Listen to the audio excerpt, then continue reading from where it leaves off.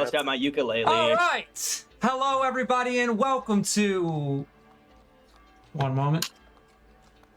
I think we're having some reception issues. I love one moment. Reception issues. Welcome to the reception table. We are back for episode 9. Woo! Glad to be here and glad that you guys could make it here as we're going to get ourselves back in. Before we do, how about you meet our fantastic cast? Starting with going from the left over to the right, Astrid, if you would be so kind.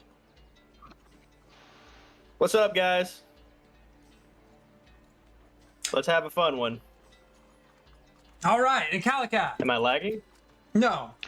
Hello, everybody. It's great to be back, and I'm exhausted, but I'm here. Completely understandable. Hell yeah. Mr. Domino, the criminal himself. What's up? The criminal. And we'll skip by the dead guy, and and that would be Mr. James, our lovely fourth. And then Hello. Yeah. Hi, everyone. Dead man walking. Sort No, of. just dead man in a It's like I grave. can still hear his voice. Yeah, somewhere. In the ether, he's still there watching. I just feel it. And then Mr. Zatira, Mrs. Zatira. Please, Mr. and Mrs. Zatira was my father. Ah, my apologies. Both of them? Yes, I'm back. Yes. Also, I'm glad to be back in the pilot seat. Let's go. I think this is Let's one of the go. we have all five. I'm very happy that we have all 5 of us here. I think we had it last session, but it just feels special to have us all in the same episode. So we're gonna get ourselves started, but before we do, I'm gonna give you guys a recap, as I don't think we have any. Do we have any notifications? Any kind of anything going on? We James? always have something going on. That's true. we- Lowe's Common Demon. Yeah, but also we have the amazing podcast coming out, not just about this session, that was the last session, but also a exclusive, you want to see this one, exclusive DM podcast where we interview and interrogate the DM, Mr. Rose. So check that out. Awesome. That is correct. You on the YouTube channel, Sylvester Rose, you can see that there is another podcast coming up on Wednesday, and at the same time as this episode will be dropping. And you can see I'm in a I'm going to give some insights on how much I hate all these players and how much I and I'm kidding, and the world that they're in, and just some more insights. And I think we're going to reveal the world map in there, which so that's pretty fun. But I think that's it. And with that, we're going to get ourselves rocking and rolling. Let's see here. Smolling and bowling. So, Rockin' last we and left off, our party members had just had a arduous battle against a priest of the Red, the captain of the Red. There was a fight that happened and broke out where they found that Onyx, unfortunately, had been betrayed and killed by them. The Red are a group or an organization of church followers that have a strong hold in the city of Crossroads, and their interests seem to be to finding the elusive Domino Laverna. During this battle, a angelic source or angelic feature Calicat broke out, killing many of them, and the group together took down the lot. After the fact, though, they found Onyx's brother, Pearl Everhall, one of their targets, along with hopefully the golden mask that he was supposed to have had. And they collected their resources and started heading through the city, trying to find some kind of haven. Zatira had the idea of going back to the Doppelganger, a criminal an old tavern, no longer used as a tavern, currently owned by a criminal organization. And with no other place to turn, Zatira turned back to some of her friends that live or work in that world, that underbelly world. There was a bit of a scuffle going in as they were bringing in a number of the organization's most prominent enemies, and from there, Zatira, with some smooth talking, convinced the owners of the Doppelganger to allow everyone to seek refuge, at least for now. They were escaping a thunderstorm currently raging above the dark tavern, and we'll pick back up in distant Galahad. where Zatir is currently having a conversation with, seemingly with the person who let them in, Naomi, a drow, a very tall drow with these white tattoos that run in spirals over his face and down his neck and across his bodies. And it was 4 a.m. as we're going to go to Calicath, Domino, Astrid, and Pearl currently making their way into the tavern. As you guys pass through the pass behind, you guys come out from behind the bar, and you come around the bar, and you're in a dark and gloomy tavern. The tables have large amounts of dust caked onto them. There's these chairs that are flipped upside down and put onto them, except for one table that seems to be regularly used. It's dimly lit with a few candles over. And Astrid, your back, as you walk, there's these drips of ploop, ploop, ploop of blood currently pooling as you're standing there. Calicath, your bandages are still torn in many places and hanging down from your things like a sleeve that seemed to have been ripped, and your face is slightly covered as a piece of your jaw is still unhinged. There's blood kind of running down, and over the front of you, you are caked in this slick red blood that some of it has been washed, but not many of it. Your very legs themselves have this mud and grime currently clinging to each of the bandages that then cling onto your skin as you are walking through the flooded areas of the distant Galahad. Domino, you're making your way in, and Pearl's kind of shiftily looking at the group as you guys make your way over to this general area. And I'll have you guys pick it up from there.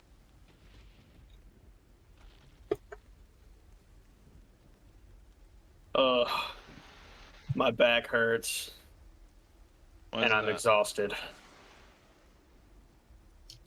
Oh, I don't know. Also, I'm too tired right now, but we've definitely got to talk about whatever that is that you were doing. I don't know what you mean. You turned into a weird wolf monster, and you just ate a guy. So, Yes. do you not remember any of that? Do you not remember any of that? I remember it, but what's there to talk about? We just talked about it. Pearl kind of chimes up, and he's looking shiftily. Pearl himself has a limp to him, and you can see that his legs have many cuts and gashes that have torn through his clothes. And he kind of holds himself on the table, and he gets himself upright-ish, but he looks over, and he's about 5 feet from you, Cameron, or Calicath, as he looks you up and down, and he goes, "That lycanthropy. When were you bit?" Nothing like that. No lycanthrope involved. Speaking of, do you need some bandages? I've got some. Calicath offers to help bandage him up. He keeps his distance, and he kind of nods for you to put them on the table as he's just not comfortable getting quite too close to you. And he finds a nearby stool at the bar, and he sits himself down. When he rests himself, there's a heaviness in his shoulders, and you can see that he's been walking and keeping himself up on adrenaline, but now that you guys are out of immediate danger, there's this overall weight on him that's now finding it. He nods a little bit and takes it, and he looks at you a little bit closer, and he goes, "Many, at least from what I've read in books, many people with lycanthropy don't know that they've been bit. You go out of the city often?" I've never been out of the city since I first got here.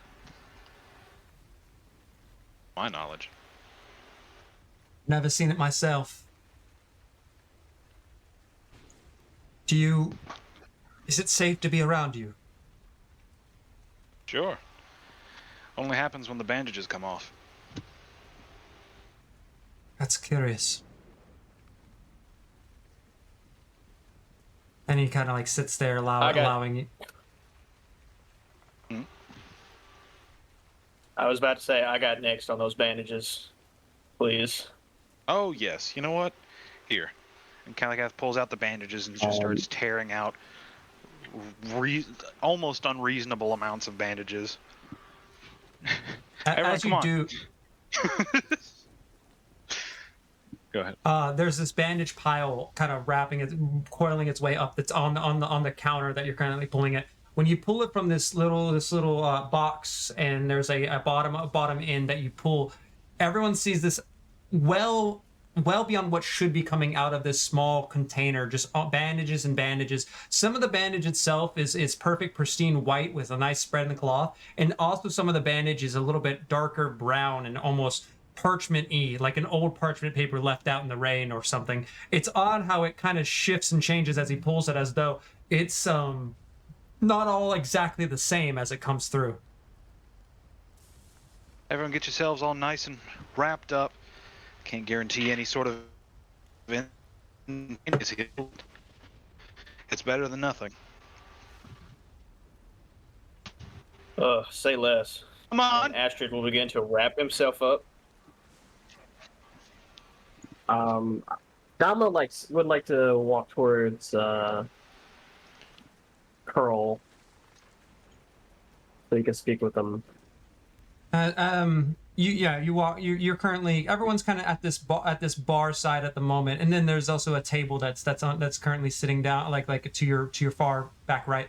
You walk up to Pearl, who is currently he got those bandages, he started wrapping, and then kind of got himself sidetracked as he's got other things to look at. He's rifling through his bag. You can hear pieces of glass clinking onto each other as he seems to be rifling and checking his inventory of things.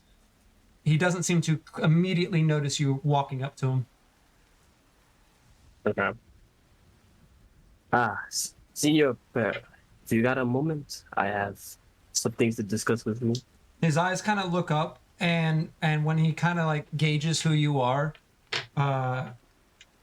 he keeps a stone face with no expression and just nods for you to continue.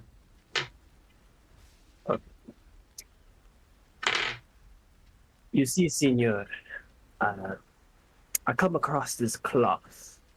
I wasn't too sure what to make of it. I was wondering if you can help me out with that. I like to show him the cloth. With stitched initials onto it. The one I found inside the jail cell. LV. He takes it and kind of like feels the cloth, and hold on. And he looks at you and kind of gets sidetracked for a moment and goes, "You're Domino, aren't you?" See, senor, is I the Domino Nathaniel. I didn't think you would be so Handsome? I know, I get it all the time.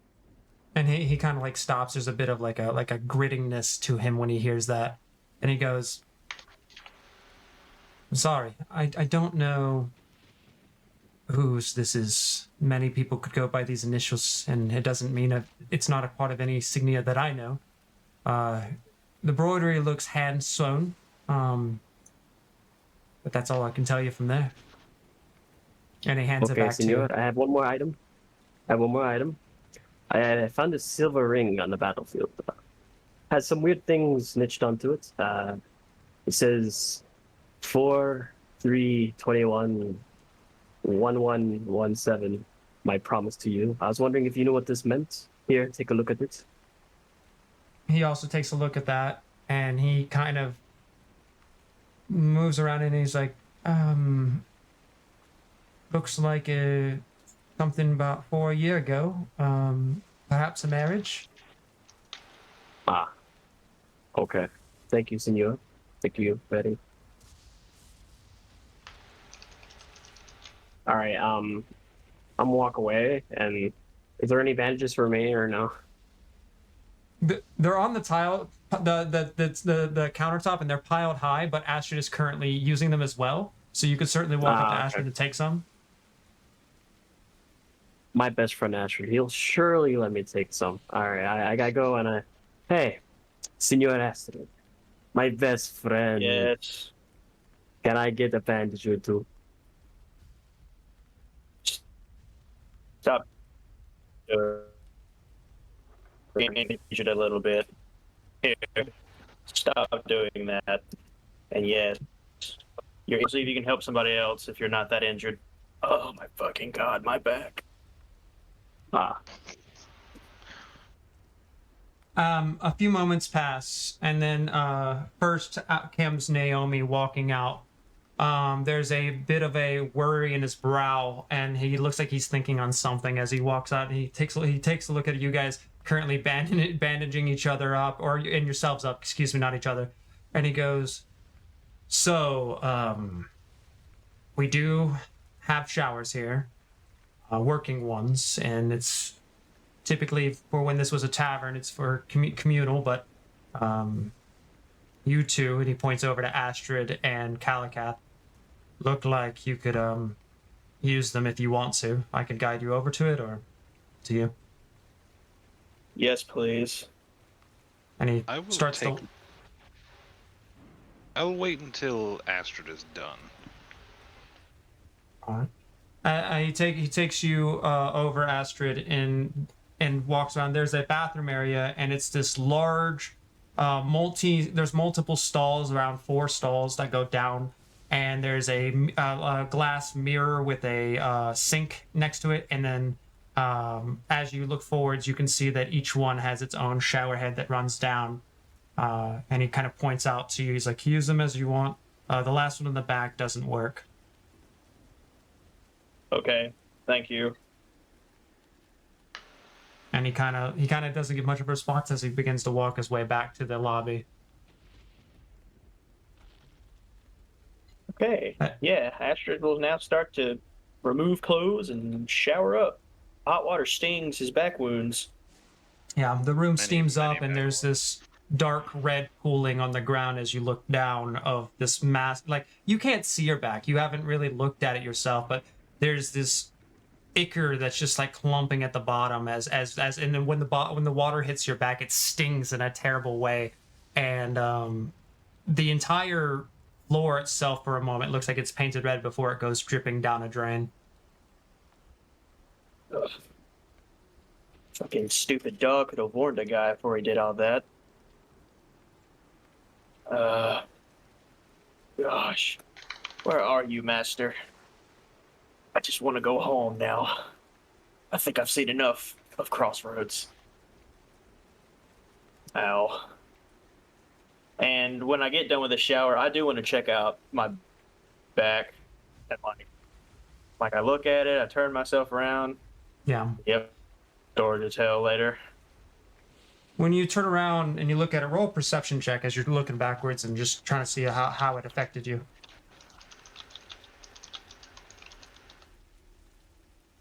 That's an 18. 18. As you're looking at it and your arms are feeling on the back, there are these large slits, like one would fillet a fish, if you will, and they go upwards up your back. Ooh. And you can and you see a lot of the skin is peeled upwards, and the hard crackling of the rest of your skin seems to, the stony parts of the gray stony parts of your skin kind of crackle around each of the injuries. It looks like it was waves that hit you, as though your back was its own ocean. Very different rippling effects, and as you feel it, you can push it, and it's like all the flesh itself moves together and back down. It's nasty looking, but the skin itself is still there. It's just cut in ribbons. Oh. This is weird. This gives me an idea for my next piece. Have to give some thought on that. I need to go find a place to lie down. Naomi! Naomi!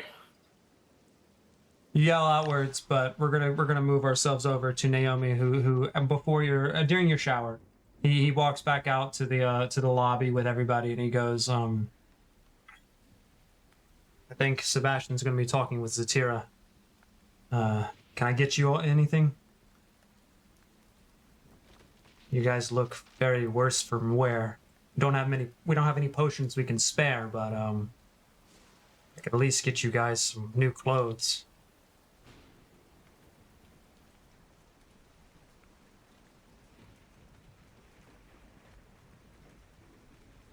And everyone kind of stares at him in silence, and then Pearl kind of goes up and he goes, I could use some new boots. These are ripped to shreds.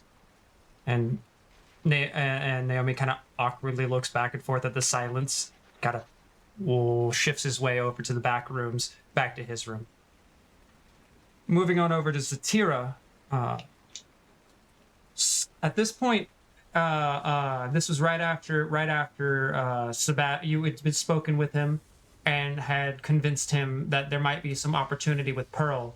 And Sebastian, currently standing outside of his room, he's still in his nightwear, and he looks at you and he goes, "That may have been one of the best ideas I've ever heard you say.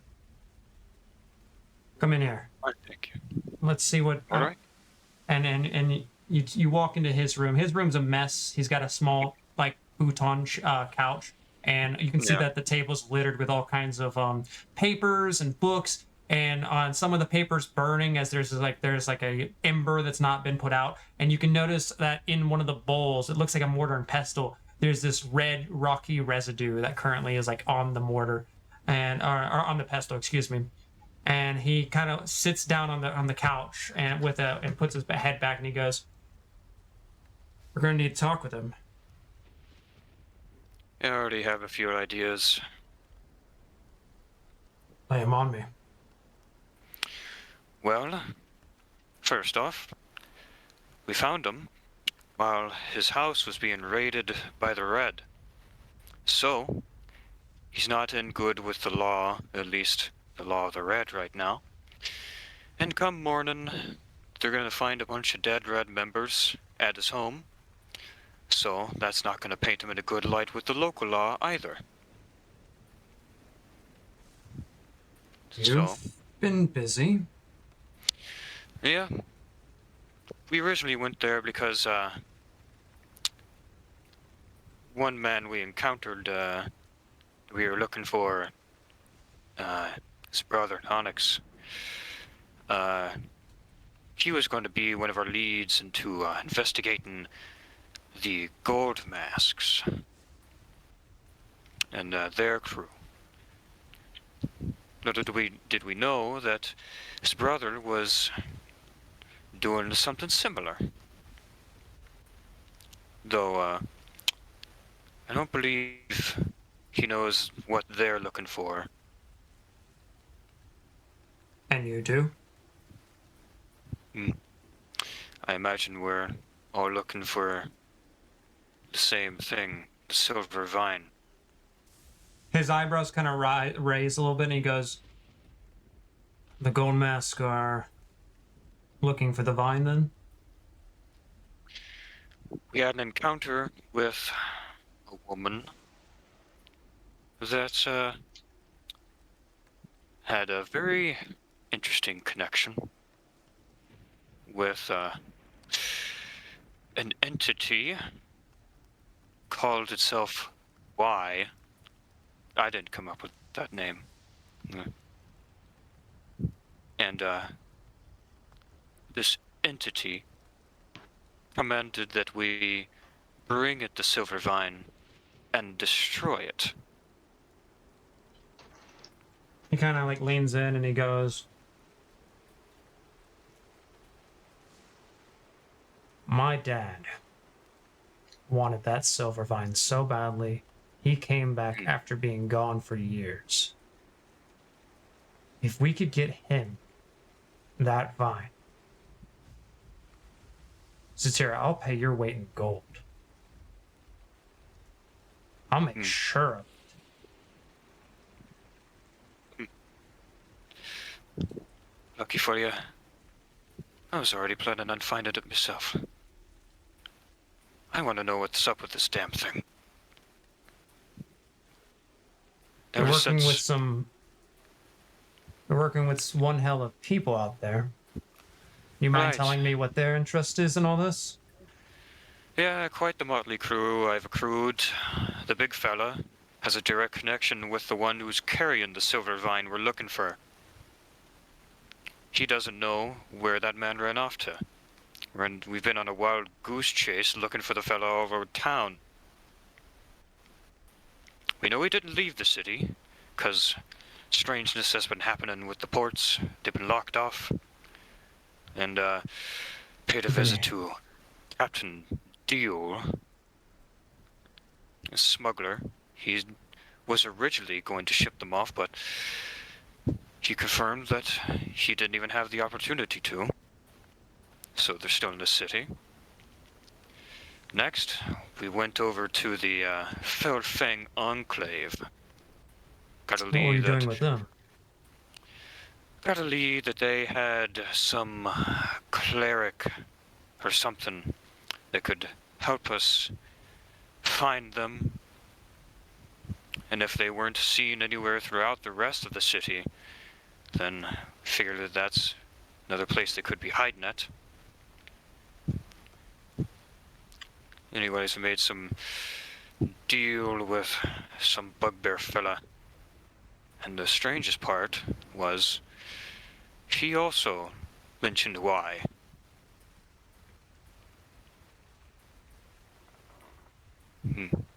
But he also told us the same thing after that they came through there, but they left and went back into town with some new third person. Half an eye, missing an eye, missing an arm, missing a leg, I think. Yeah. The crew you're with. You mentioned who they were. I get their use.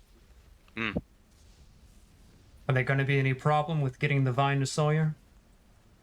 I can have things arranged. The big fella, Astrid, I think he just wants more answers as to what his mentor, Canton Prin, I believe his name is, the one carrying the silver vine, wants more answers from him as to why he's not completing the delivery. Where he's hiding out at. Where was it supposed to go? Supposed to be delivered to the Lord of Crossroads. But, they don't seem to even know what they were supposed to receive. I only ask because my dad hasn't told me what it is either. I just know he's looking for it. They, Lord of the Crossroads initially called it, a weapon to defeat Torn. The dragon? I can't imagine anything else. I fail to see how some vine that is supposedly having some incredible healing factor or even bringing back the dead is supposed to defeat something like that. I don't know myself either. Whatever it is, it's gotta be important. If my dad Absolutely. wants it so bad. Absolutely. So we're about to go out there. Have a talk, all of us.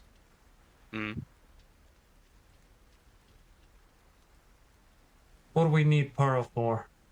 This is a spectacular opportunity. He's normally covered in crossguard. I could be revered highly for bringing him in dead and bringing in the silver vine. Why do we need him, or do we need him? I see him as a potentially valuable asset, being an investigator and all. Also, he's looking into some mysteries of our other rivals, the Gold Masks, figure out what information he's gathered on them. Then, being such a solid investigator, I imagine that his skills would be useful in tracking down and finding a pattern, or at least potentially finding out where the carrier of the vine is or has gone to.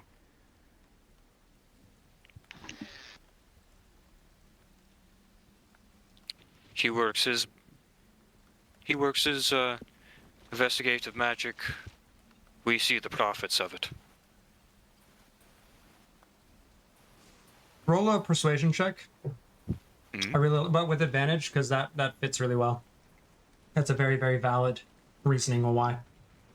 I clicked off my character sheet. That's not what I wanted to do. Skills. Oh my gosh, 24. He kinda Hey, sh- oh! Nice, good. He shakes his head along with you as you're going through it, and he like he puts his left leg over his right as he's listening to your story, as you're regaling him with what's been going on and you know who they are, and then you kind of gather that in all ways he's just on board with this opportunity, but with maybe a few reservations that he's not bringing out immediately, and then he kind of eventually gets up a little bit and he goes, "When you're ready." You two begin to head out to the lobby, which at this point, Astrid's already gotten out of his shower, Calicat's gotten through with his, and you guys are all sitting out in the lobby. What are you guys up to? How long was that interaction? Their discussion Like, in lasted for real about time. 45 minutes. Is there, because I know you guys were talking, is there any way I could have performed a 10-minute action? No, never mind. I'm showering. Forget what I said. Unless you went to the shower to go and then you did it, you don't have to shower. I wasn't trying to force your character into anything. No, you're good. Could have done it like while you're waiting for Astrid. Yeah. There was a I lot of want to time. say Because I was wanting to,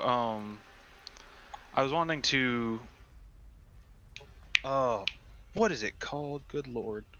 Hold on. Zone? Song of No. Rest or something? Identify. I Oh, wanted to identify a thing or Absolutely. two. Yeah, we could identify a thing or two. If you have the spell slots for it. Well, I was going to use it as a Perform as a ritual spell, ritual. which is 10 minutes. yeah. Yeah, That's what I a was ritual. asking. Right. So I'll have you getting that ritual happening while they're in the other room talking and discussing this. Domino, you were gonna do something. I'm gonna pick that up and then we're gonna move over to Calicat's ritual. all right. I wanted to say that I wanted to mess with my spear and then see if I can create a pack weapon with it. Yeah. As you you lay absolutely. You lay your spear down onto the table. How do you want to make a packed weapon with it? Do you have any method that you would like to, or you just go ahead. Describe what happens when you do this. Okay, I'd like to be inspecting my domino and then kind of just holding onto it, listening closely to it, and I just so happen to have the spear in my hand. And I imagine a cutlass, but not just any cutlass. One that I recognize from Rosa's arsenal. It's it's the one that she used to Yeah. perform tricks with. Okay. And now, are you making a packed weapon with your spear, or are you making that packed weapon? Those are two. If you made a packed weapon with the spear, it would be a spear. But you can make Rosa's weapon. Would you rather just make I'd like to Rosa's weapon? I'd rather do that, yeah. Okay. As you sit down and you work on this, it takes some time to draw your memories, and I want you to make a history check, if you don't mind. Okay. Ooh, roll an 8. With that, there's a saber that is created, and its design is very good. It is very solid, but you feel like something's slightly off on it, and that you could improve on it again in the future. But overall, it's a very solid, good saber that you can call at whim, and now in an instant, rather than taking all that time to build it. And when you pick it up, it's this green gasoline blade, and these tiny arcs of green electricity kind of run off of it and touch the table as you lift it off, almost like it's just like connected in some way, till it's far enough from the table that those electricity arcs jump to your knuckles and your hands, and you feel a little bit of a tinge, but nothing more than that as you kind of hold this weapon. The room itself illuminates with a bit of green energy, and Pearl is looking and analyzing and reading this very in depth. He's watching this highly as he's currently, even though he's trying to calm down and he's like taking care of himself, he's keeping an eye out on every threat because there are three major odd threats to him as far as he can concern. But he's keeping an eye on you, Kalika. As that happens, right? Where would you like to go to analyze this item, and what would you like to do? The nearest table and chair, or even open space on the floor, honestly, is perfectly fine as long as it's a flat surface.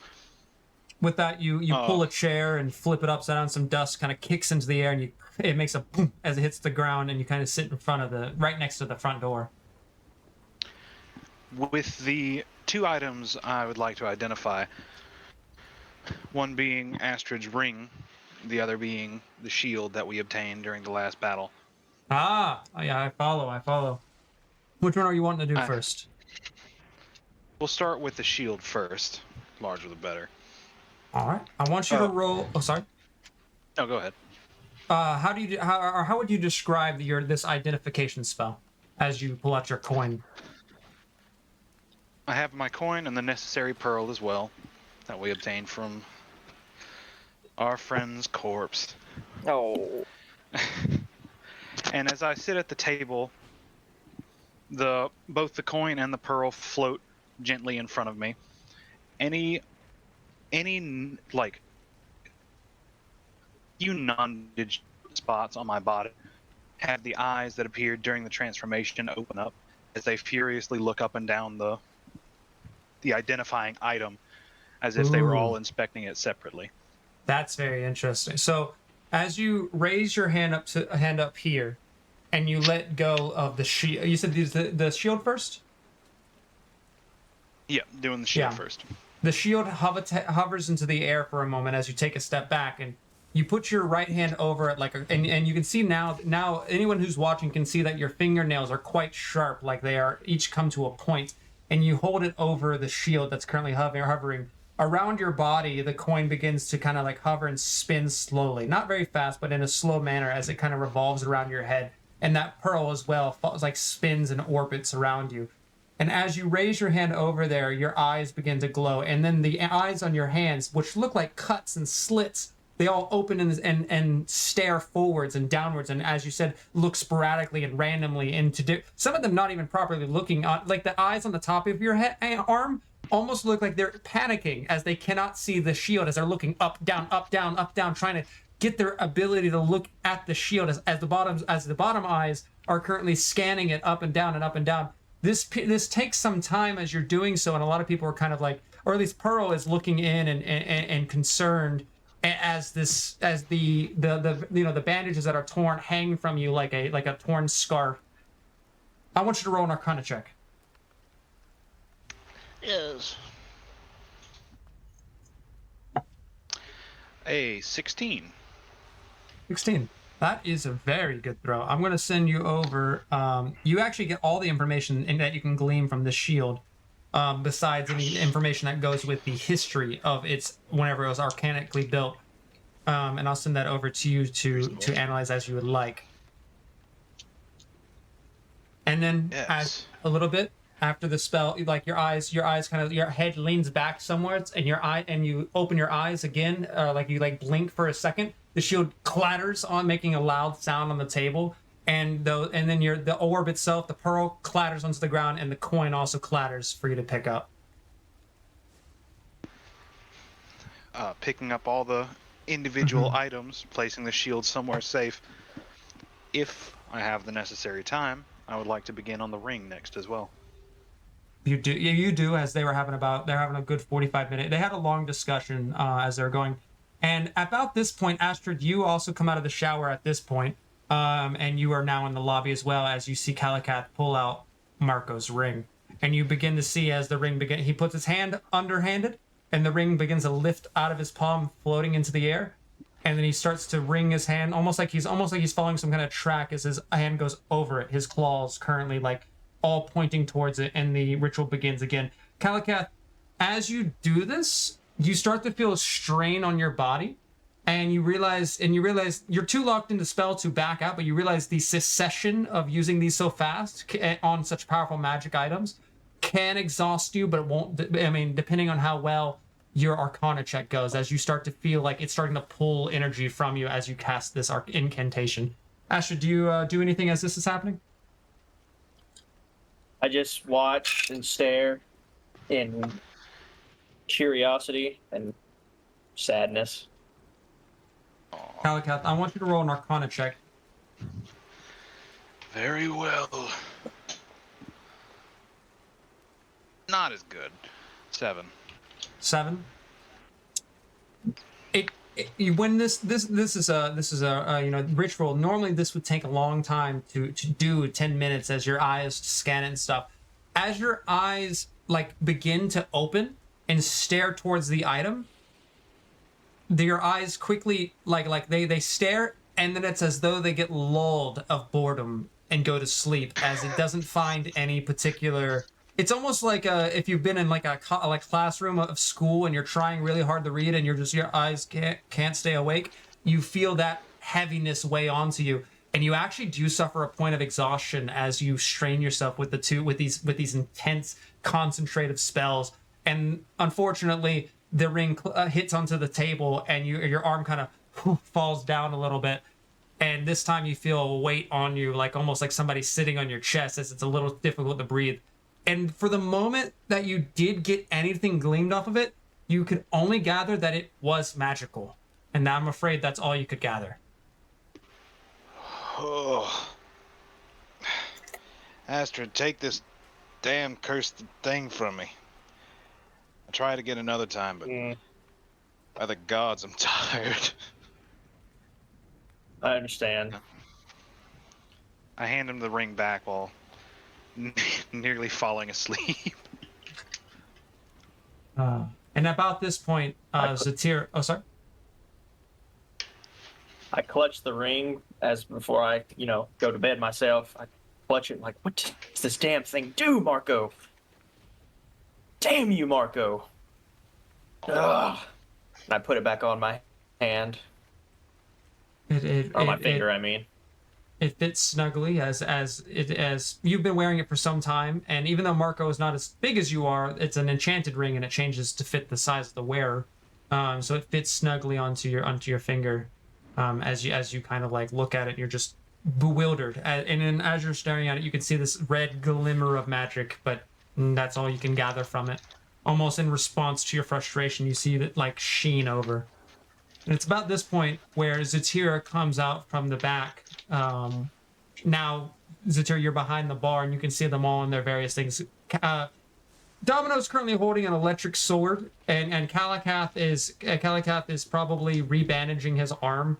And at this point, during time, you've gotten most of your body rebandaged, and especially your face is fully properly bandaged, and your arms are still. You're working on your arms still, and Gotcha.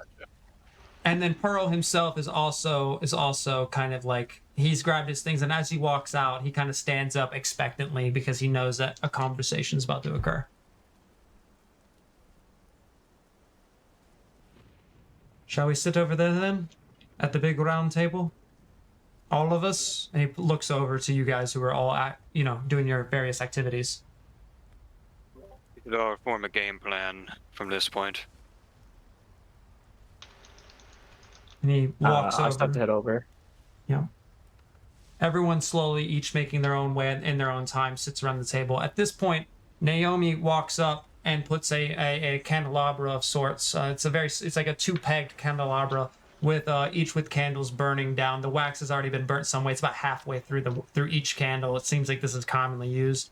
And he pulls a chair over and another, and everyone gets themselves seated around this large wooden table. Occasionally, the windows are illuminated with a flash of white. And at this point, you guys could see the front door.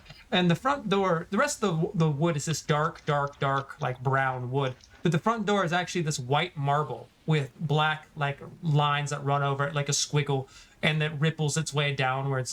These 2 large black marble doors that they don't quite fit the rest of the vibe, as they're still. It almost looks like a modernist thing in the middle of like a wooden tavern kind of deal. It's very off the point, and the handles itself are golden with serpent heads.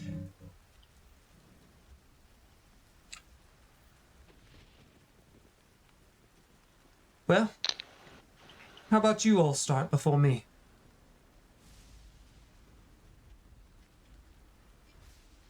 We could start with Astrid. Or yeah, you'll go ahead, Caracat. Huh? Start, with what?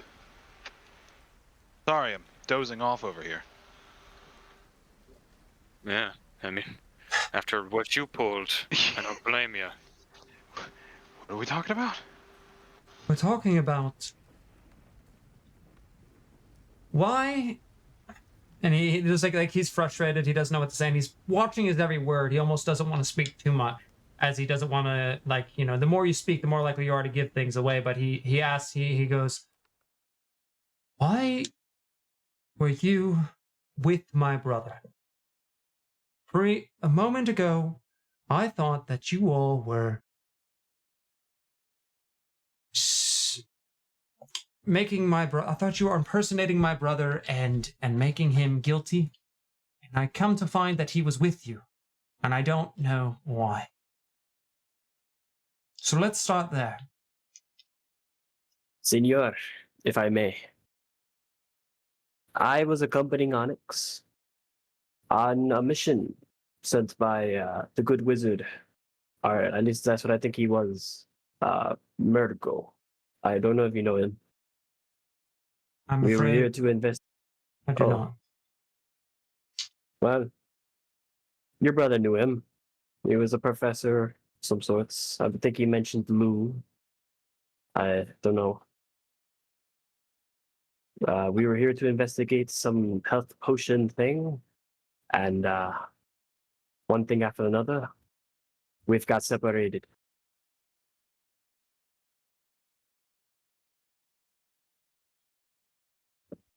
And he takes a moment and thinks, and he's like, that isn't good enough.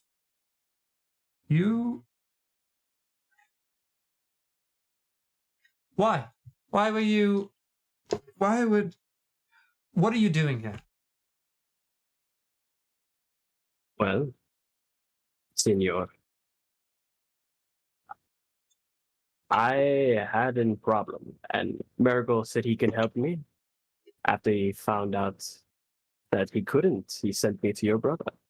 Your brother was supposed to help me if I helped him with his mission.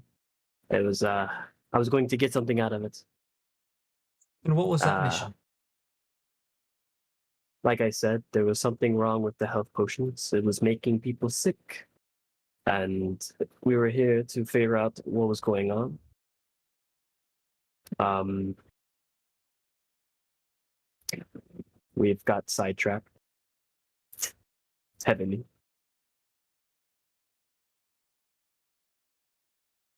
And he looks out to the rest of you, like expectantly.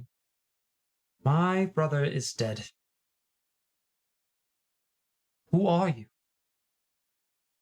I've been keeping tracks of you. I know that you're related to the Vaunt. And he looks over to Naomi, and he looks over to Sebastian, and he stops himself and he goes, to the product? Who are you? What relationship do you have? Why was my brother helping you?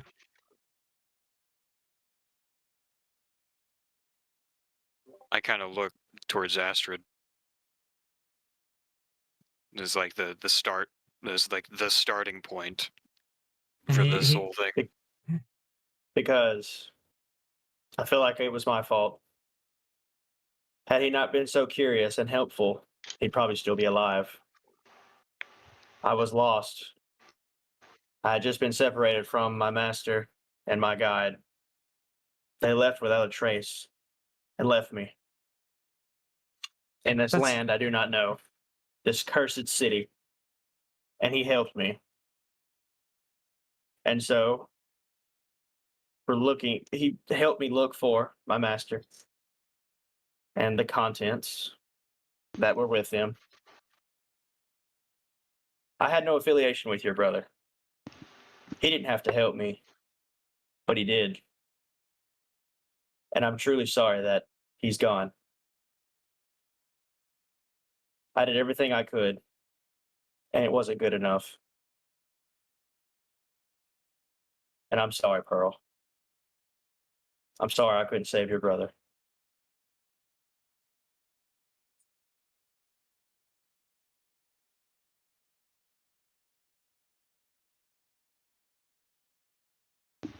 As I said, I've been keeping track of you. And the ones you came with.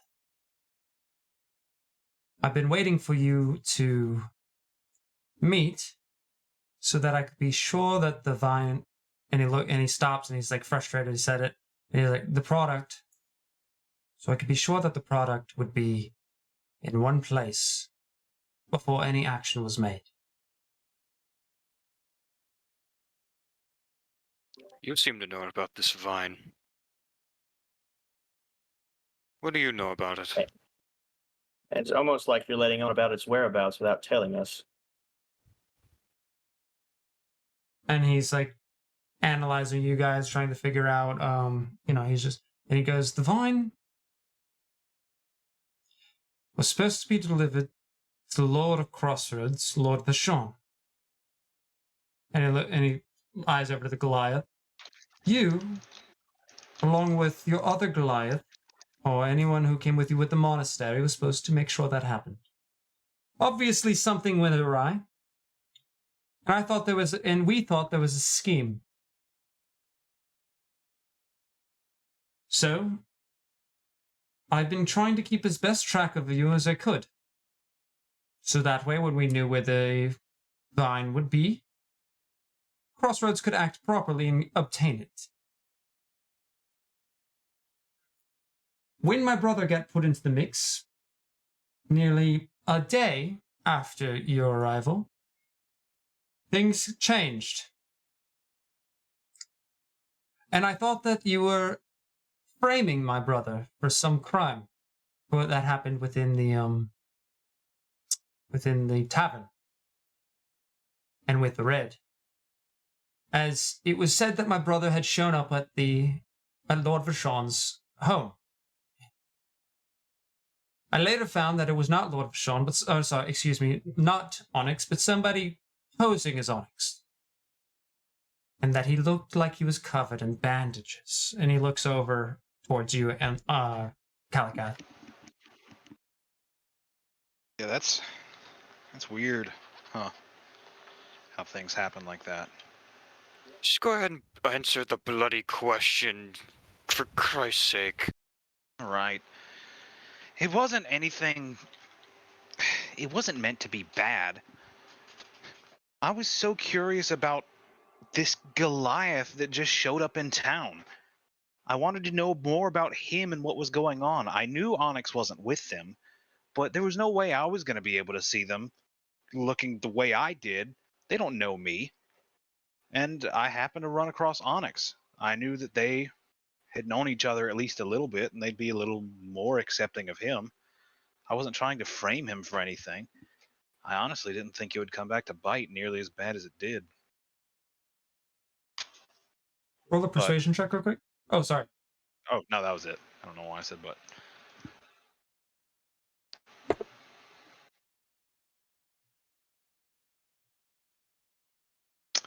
$21.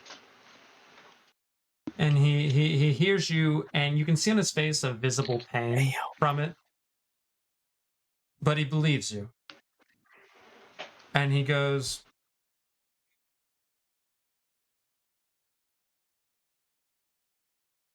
to curiosity. Nothing more? No. Believe me, I started as an artist inside of a tavern. My barkeep died.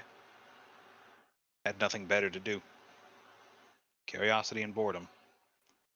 And that's Drives when me. he... Zero would like to incite that.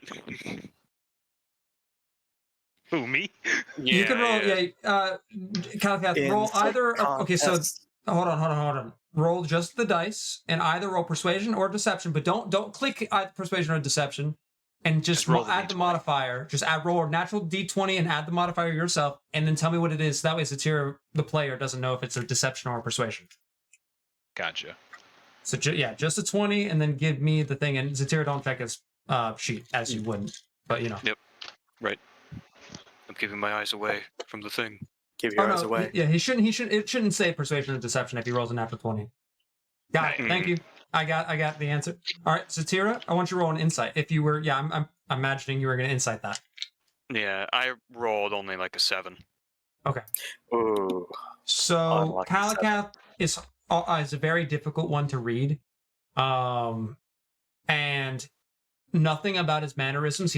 Nothing shakes. His eyes are stone. His body's breathing normally. You can't gather much of anything off of it. Do I notice Zatira inspecting me?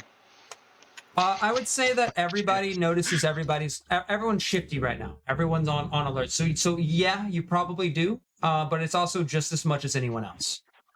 True. As while what you're saying. No, sorry. I was just gonna say I look at Zatira and wink at her. Forgive me if I man. have a hard time believing that.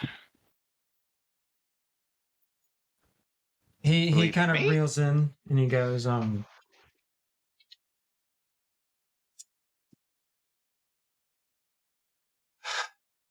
brother trusted you. And I need to fix this. Obviously, it wasn't just coincidence. My brother eventually worked with you. You were with him when you showed up at my home. A number of events have happened. We could spend all night talking about it. But I suppose it's in our best interest now to talk about what we're going to do.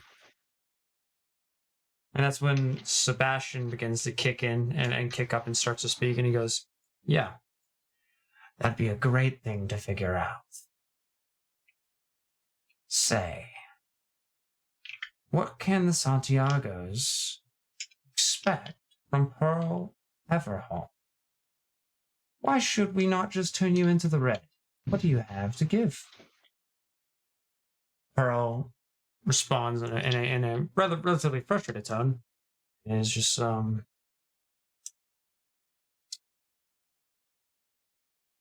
given the Santiago's plenty.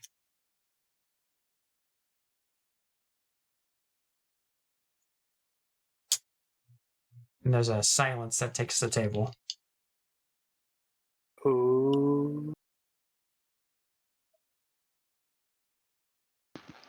I don't think we need to worry about any of that. Pearl has been wonderful to all of us.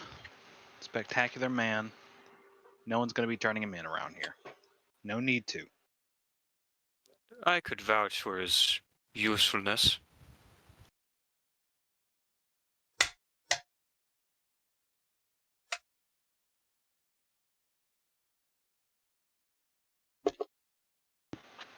What do we all want with the vine?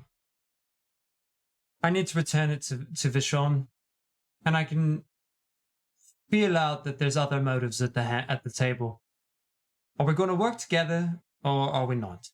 And if not, what then? And if so, what then? Let's get the dialogue rolling. I'm all for having one big team, one big happy family. More allies, less enemies. How can I be Surrounded by assured that you'll come through? If I help you, I need to get the vine. I can help with your bounties if that seems to be a problem. As much as I can. Yes. Bounties, yes, that's a problem. That'd be nice. Lots of debts I got to cover. Now, hold on. If you're wanting us to help you get the most powerful thing imaginable, we're going to need a little bit more than a as best as I can. It's either, hey, you can, or you can't. Politics of Crossroads are very complicated. I can help you as far as anything that goes with with Crossroad and Lord Vashon. The Red are an oppressive group that we've had an issue with for years. I don't have any sway over them. If they want you, they want you. Now, not to say that the gold have anything that have no ability. I know resources, and I can get you out of the city if need be. If that be of your interest. City's on a heavy lockdown right now. Doesn't look like anybody can get out through anywhere.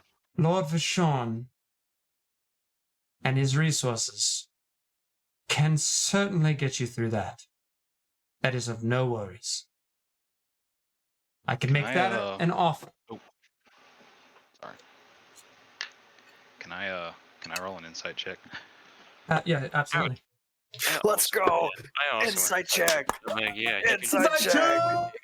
We're Yeah. figuring things out. I We're got a asking 5. questions. Let's get go. Lord Vashon's, like, access to Lord Vashon's stuff. That's an 11 from me. 11 from you. What'd you get, Cal? I got a 5. 5. I will As- also insight check. Everybody inside check. First time in the match. This might be the first time the whole table insights. It's just a whole team. Yeah, Oh. I'm game for that. I Domino? got 14. Insight? Y'all, 14. 14, let's go. 14, that's Someone higher. has to succeed. Astrid? 7. Just 7. 7? Oh. Ah. we're bad at this. We're bad at this. I will Man, no say wonder why you we don't guys, in general, feel like he speaks with a very hard confidence in what he says. Whether that confidence is coming from truth or whether that confidence is coming from a need to, as he is a cornered animal surrounded by a table of predators, like that is a little unclear. He is showing signs of a bit of fear. Like there are sweat running down his elven neck. Like that you can see him commonly messing with his hands, and he's scratching the back of his head occasionally. There are obvious signs of fear at the table. He's doing his best to mask it, but he's not succeeding. But as far as that thing, he speaks with some level of conviction that you can either know that it is a self-defense tactic or the truth. It's a toss-up. No, I'm not trying to say you're a liar or anything, but I imagine the police finding several dead Red officers outside your home may not put you in pleasant place with the local law enforcement or Lord Vashon. So, how exactly would you be able to give us access to the resources? I have a friend. Her name is Midas. She's a blacksmith. She works right below Lord Vashon. She made these daggers, and when he reveals one of the daggers, and it's a golden dagger with a black hilt and a silver pommel, and the dagger itself has these blue, like when he shows it, there's these blue circlets of magic energy that kind of rotate. She's very skilled, and he kind of sheaths it. She knows her way out of the city. Very simple, and she could help you with that. She could help me with that. I could not stay here if I return the vine, then it's a matter of semantics if I stay here or not. I'm not fully decided. But Lord Vashon would protect me and protect you if you bring back he would allow you access to Midas, and Midas would allow you to get out of the city. Or if we wanted to avoid Lord Vashon altogether, I could work with Midas and tell Lord Vashon what happened afterwards. I have a lot of faith and trust in Lord Vashon and his son. They have done well by me over the years. There are skilled people with him, Lord Vashon. But I have a responsibility to Crossroads, and I won't bring you to them not without that silver vine. What all do you know exactly about that silver vine? Hold on a moment. Yeah, right. Go Before ahead. we continue here. Pearl, Yes. you want this silver vine very bad, and you seem very confident in everything you're saying. That being said, look at us. Look at who we are. We've got a Goliath, a bandaged monster, a thief, a killer. If you were telling the truth, then you wouldn't be opposed to a little game, right? Certainly depends on the game. Ooh. Oh, not this I reach again. from behind me and I pull out my coin. And I say, it's simple, really. I'll draw a small circle. You'll step into it, and I'll ask you 2, 3 questions, maybe. And that's it. I promise. It'll make everyone here feel much more at ease. Isn't that right, everybody? I'd agree with that. Oh, sí, señor. Whatever Roll gets us out of here faster. Roll a persuasion check. I'm using the blood dice for this one. Got a 19. His cheating Ooh. blood dice. Ooh. I got a 2. And he kind of shakes his head Never and mind. he goes, sounds fair. I'll take it. It's a zone of truth. That's right. Man knows his magic. I've been not forced, but I've had to study it for my job. I don't know how to cast, though. So you know that if you lie to me in the zone of truth, I'll know. Right. I do. That I do. All right. Perfect. Don't worry. I'll clean up the floors when I'm done. And as I walk up to Pearl and lean down, and I start dragging the coin on the ground, making a clean white line as I circle him. With that, you do that. You raise the coin. The images on it shift and shift and shift to an arcane rune. And with that, he's not gonna fight this. He chooses to fail. And you see a glyph appear on the front of his head as it begins to light. You done? Perfect. That's it. Now, number 1, and I think the biggest one here, this will be a icebreaker for us. Pearl, what do you want with the Silver Vine? Really, the most powerful item that anyone could possibly imagine. What do you want with it? To return it to Lord Vashon. All right. That's a good one. Are you telling us everything you know about its location? No. Good call. Anyone else here got anything in particular you need to know? Probably ask him what all he knows about the Silver Vine itself. How it functions, how it works, if he knows that, and potentially why Lord Vashon may want it or intend to use it. Now, the man agreed to my little game. I'm not going to force him to spill anything that he might not want to tell us. He's been cooperative so far, and I'll be cooperative back. Pearl, are you willing to tell us what we want to know about the Silver Vine? No threats. No I am no secondary objective. You willing are. to tell you. However, I need to make certain things assured.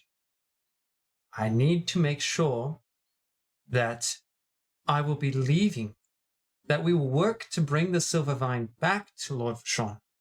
And I need to be assured that my safety exists.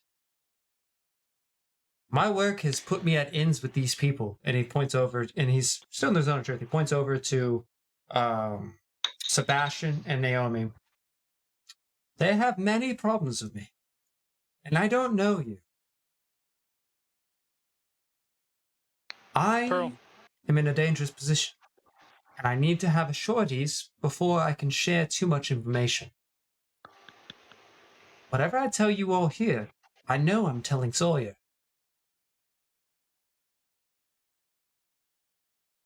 You make a great point. Pearl, I liked your brother. I liked him a lot. We all did. He was a good man. And it's a shame he passed. That it is. You know I'm telling the truth. I killed people for him. I've never killed before that day. 4 people. I killed 4 men for Onyx. 1 to protect him, 3 in Go. his honor. That was it. Roll a perception or persuasion, but don't tell me which for that one. Okay. As you said, those are the first people you've killed, and he heard everything while he was in that room. True. He's inside checking you. That's what's happening, and I don't know Gotcha. if it's persuasion or deception. Or I do. He does. 17. Whoa!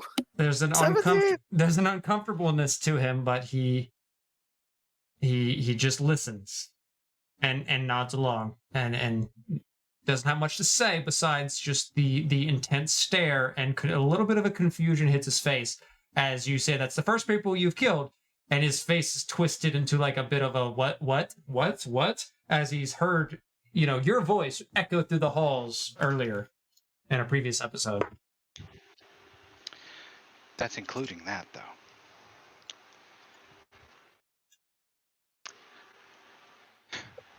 So, the reason I bring this up,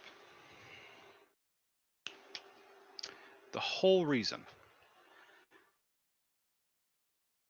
you're Onyx's brother. You're almost all that man had left. I liked him enough to kill people for him. We all did. Nothing is going to happen to you as long as you agree to cooperate with us, which you've been very cooperative so far. You have my word, and trust me, words don't mean much anymore. I learned that the hard way. But, even still, you have my word that as long as you're with us, no one's going to hurt you. Not any of our group, not any of these bozos. You'll be alright with us, as long as you remain cooperative.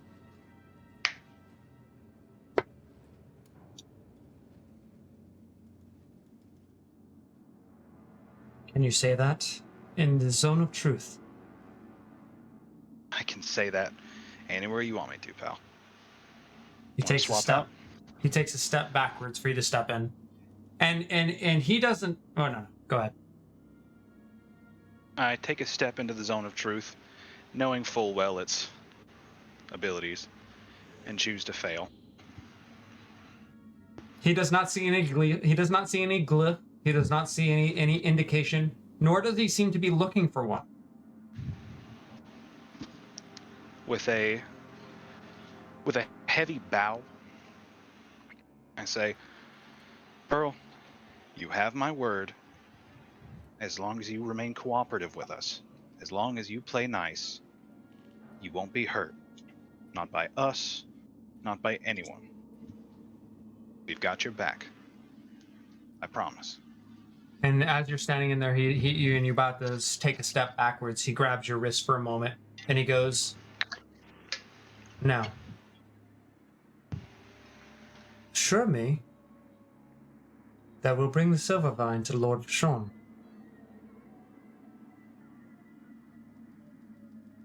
I reach up with my other hand, my free hand, and I just barely pull the bandages down over my mouth, just Oof. enough so he can see my lips, and I Oof. smile at him, And I say, toothy canine teeth. I smile at him and I say, I'll silver mine to you, and you will do with it as you please. That's what I agreed to. What happens after that, it's out of my hands. And I let go of the bandage. Roll a persuasion check. Roll a persuasion check on that one. Or deception, if it's a deception, but don't tell me what. With advantage? Not with advantage. Oh. If it's a deception, no, neither way with advantage because of the teeth. Like the teeth is badass, but also not going to persuade anybody. It's more of a threat, but or an intimidation. You make your call, but but don't tell me which. And just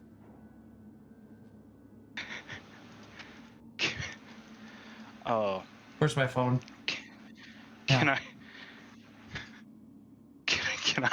Can I know your role? First, I'm and I'll taking tell a you picture. if it passed or failed. Yeah, well, yeah, I'll put a picture of it in the reception table Discord. Check it out. Oh, he's taking a picture. It's going to be like a 20 or like a 27 or something. It's in the Discord. Oh, let's go. Let's go.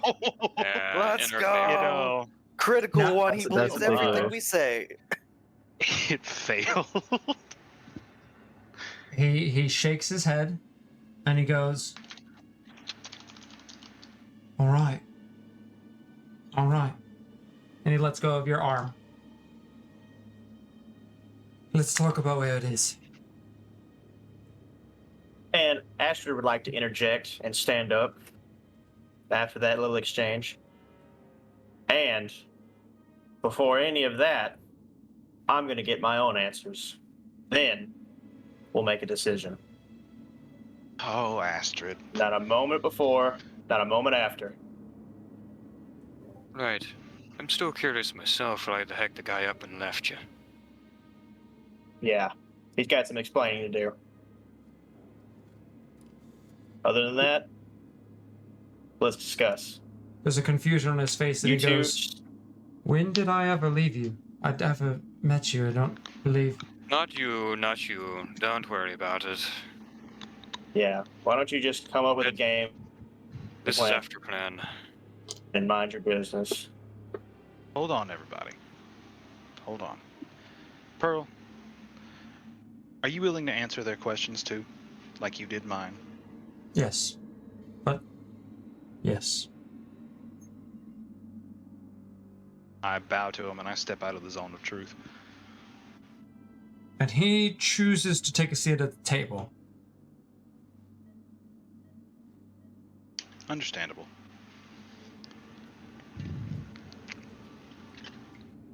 You were saying, I forget your name, and he points over to the Goliath Astrid.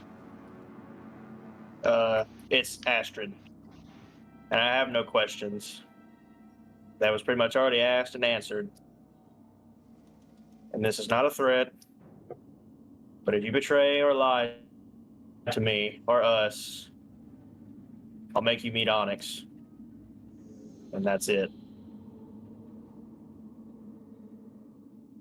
Well, Please don't make us do that. Anyone else?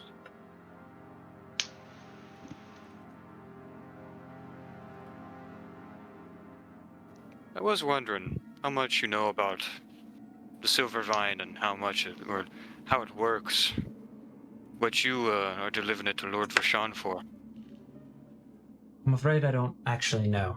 When it comes to the Silver Vine, I only know that its purpose is to help handle Torn. And I know that Lord Vashon has told me that it is of the utmost importance that it be returned to him. For the sake of the city, for the sake of any of our station, it needs to be returned. I don't know its purpose or its effects. I know what I've been told. And my investigation has consisted of this. After realizing there would be plenty of reportings on your guys' sightings, I started to follow your path, figure out who you spoke to, and I spoke to a fisherman. From that fisherman, I learned that there was more individuals that you were looking for. That's when things got a bit confusing. Oh, he talked to you, did he? Oh, no, I thought a fight. And then I spoke to you were looking for a smuggler, and then I spoke to the smuggler. Having him talk wasn't as easy, but that's when I found out the description and the names of 2 others you were looking for.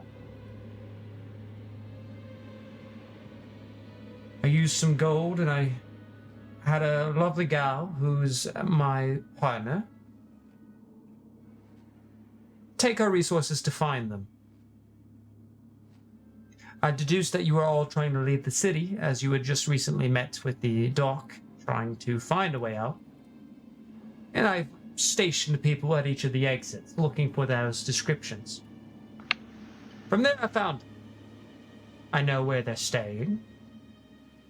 And I've been waiting ever since for you lot to meet with them, as that would give me everything I needed to be assured that the vine in question and the goal in question was in one place. That's been the extent of my investigation on you all. As for these gold masks, that is an entire mystery to me. And he looks over to his pack and pats it for a second. My brother brought the gold mask to my attention, and I don't know the damnedest thing about them.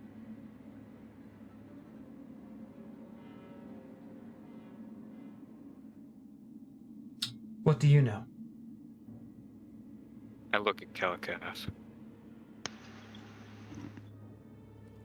But, huh? Satira, why are you looking at me like that? I don't know. What do you know about the gold masks? They exist. They attack people in prison.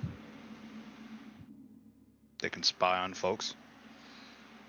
That's about it. They take over old ladies. Can't forget about that. Let's not even get into a conversation about drugging children, with Chi.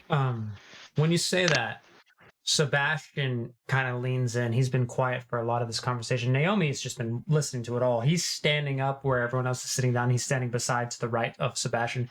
Sebastian leans in and he goes, "Who did he take over?" His changeling pale white skin staring, like kind of in his eyes, his dark eyes look over all of you guys, kind of like gathering. He's like, "Who was it that the gold mask took over?" Oh, it was just some old woman. She's okay though. Yeah, and 4 guards. Them Lots two. of Well, the woman was a People. different scenario. She put a mask on, which is completely different from what we've seen of the other ones. Satira, maybe just. I'm well aware of Where what was I'm that? saying. Who was she? You know? You would know. Just an old woman. Calicath, what do you think they're going to do? Huh? Tira, What do you think that they're doing? you realize what you're doing by saying this, right? I'm aware. She could be a target, or you could go and get that information from her yourself. After all, she seems to take a much more of a liking to you than the rest of us. Clearly she's hiding something more. Her affairs are her own. And now, Her Sebastian affairs. says, and at this point he's giving himself a drink and he kind of swishes around, "And now, they're mine as well." Who Her is she? affairs brought up an entity claiming to be a god named Y. She called upon him? Who's Zatira? I'm still staring at Kalakath, like trying to get him to answer more. It's like a stuff. triangle of staring as he stares to you, Zatira stares to Kalakath, Kalakath goes in between you and Zatira, or you and Sebastian. Sebastian, why do you want to know? I think My it's predicted father's had how many he is. issues with the gold mask. Bit of research. That's all. I would like to insight check that. Go ahead. Word. Inside check. Let's go. Woo. Insight check. Also, it gives me a reason to say something. Damn it. You guys are doing great, by the way. I got it. Thanks. I got You a got a what? 10. You got a 10? I got a 10. My friend, Yeah. I shall take you to a different room. Secret. Secret tunnel. Wait, what? Secret special. Secret What's gonna happen to the tunnel. OBS if they go to a different room? Through the mountain. Welcome back. Welcome back. Oh, I now Oh have no! Eldritch I Beyond your- muted the wrong channel. That was all on stream. Whoops. Well, Oh. we didn't hear you. That's okay, that's okay, that's okay. Okay. I mean, hate to see it. We'll just have to Yeah, I'll learn. rewatch it. Yeah, I'll learn it. I'll learn better. All right. I'm writing down the seconds and minutes and hours. What No, a no, no, bunch no. of Go back for Let's sweats. bring it back. Bring it back. Yeah. Bring it back, yeah. He sits at the table and he inquires like a little bit forcefully, and he's like, "So all you would like to know who's colluding and who's involved with the gold mask is all. It's valuable information."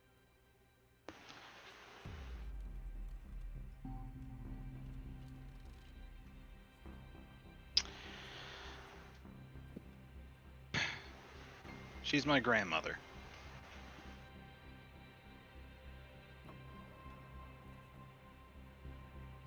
Is that good enough for you? He waves his hand on to continue. I'll tell you. But, Sebastian, if anything happens to that woman, I mean anything, if I go back and I find a single misplaced stone, I will obliterate you. I'll obliterate this whole building. I'll take down all of Crossroads if I need to. Hopefully it doesn't come to that. I assure you, it's only in the interest of the Santiagos. Whether it's in their interest or not does not matter to me. What's in my interest is whether you will or won't harm her. Tell me now, will you harm her? I won't touch a hair You on ready? her head. You or I any one of will. your cronies? Not of mine. I will incite that. I will as well. All right. Wow. Nature's healing. Oh wow, that's a modified 20. Let's go! Woo! Zero! Whoopee! Hey, that's a modified 20. Whoa. Oh my goodness! The two rogues colluding. 17 on my end. Oh my goodness! I was almost it. Ooh, He- It was almost bad. Is saying the truth, but leaving out details. She likes you, Calicat. She trusts you. She It's will like be a tricky willing- truth. Yeah. The- I'm believing she'll be willing to divulge information to you, and then there will be no reason for anyone to even come near the old lady. See, I'll talk to her. I'll have a word with her. But something you said none of your group.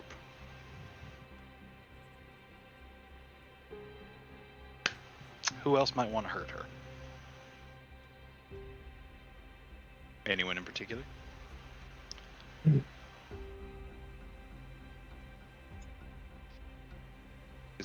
Just give the man a little bit of assurance and insurance that I've he already- will not, that none of the Santiago's men are going to hurt her.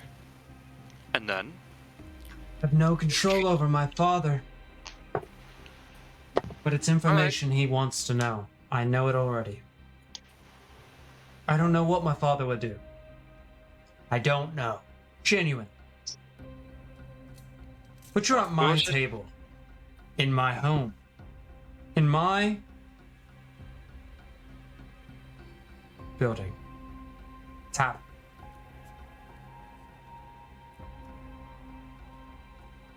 Thought we have an understanding, you all. we are trying to understand each other. And besides, it's not It's like you just- can't... A measly Convenient. detail. Right. It's not like you can't conveniently leave out, like, some information. Just give the man the essentials. After all, he doesn't need to know it's some old woman. He just needs to know that you got it from a reliable source. And they need to remain anonymous. My father. It's not like you haven't... My father I'm has sorry. been looking for this golden mask for over 20 years.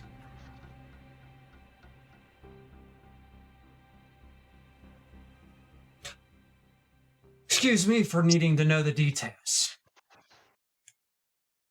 Sebastian, I'll talk to her. But I've said what I'm going to say. If something happens to her, whether it's you, your father, any of the Santiagos, I'm coming back to you. And that's where I'll start. Okay? I'll be waiting, dog.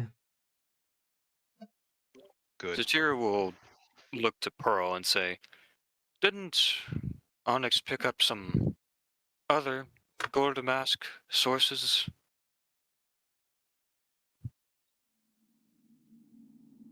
Looking at Pearl. Say that one more time. Didn't Onyx pick up other sources of these gold masks? After all, it's how we found the first one. Never got the chance to speak with him on that matter.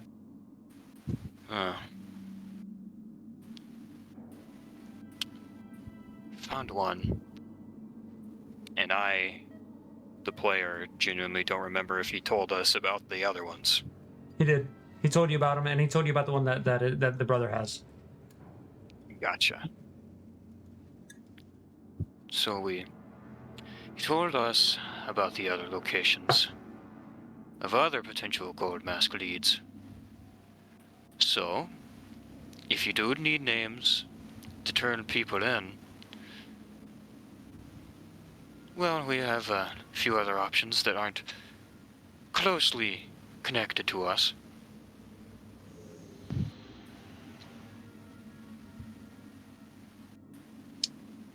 We're getting How's that nowhere very fast, Pearl chimes in. I have a question for you, Senor. Which one? About the Pearl, the one in the circle. The items I asked you earlier. Were you lying about what you said? He's not in the Pearl, who circle is sitting anymore. down in the chair, not in the circle, looks at you and Oh. goes, "No." Oh, never mind. Can I roll insight on That's that? awesome. Hell yeah. Go ahead, roll insight. Let's go. Let's go. Ah, fuck! I got a 2. Aw. That Everyone sounds at this about table right. sucks. And it's You get a 2. Man.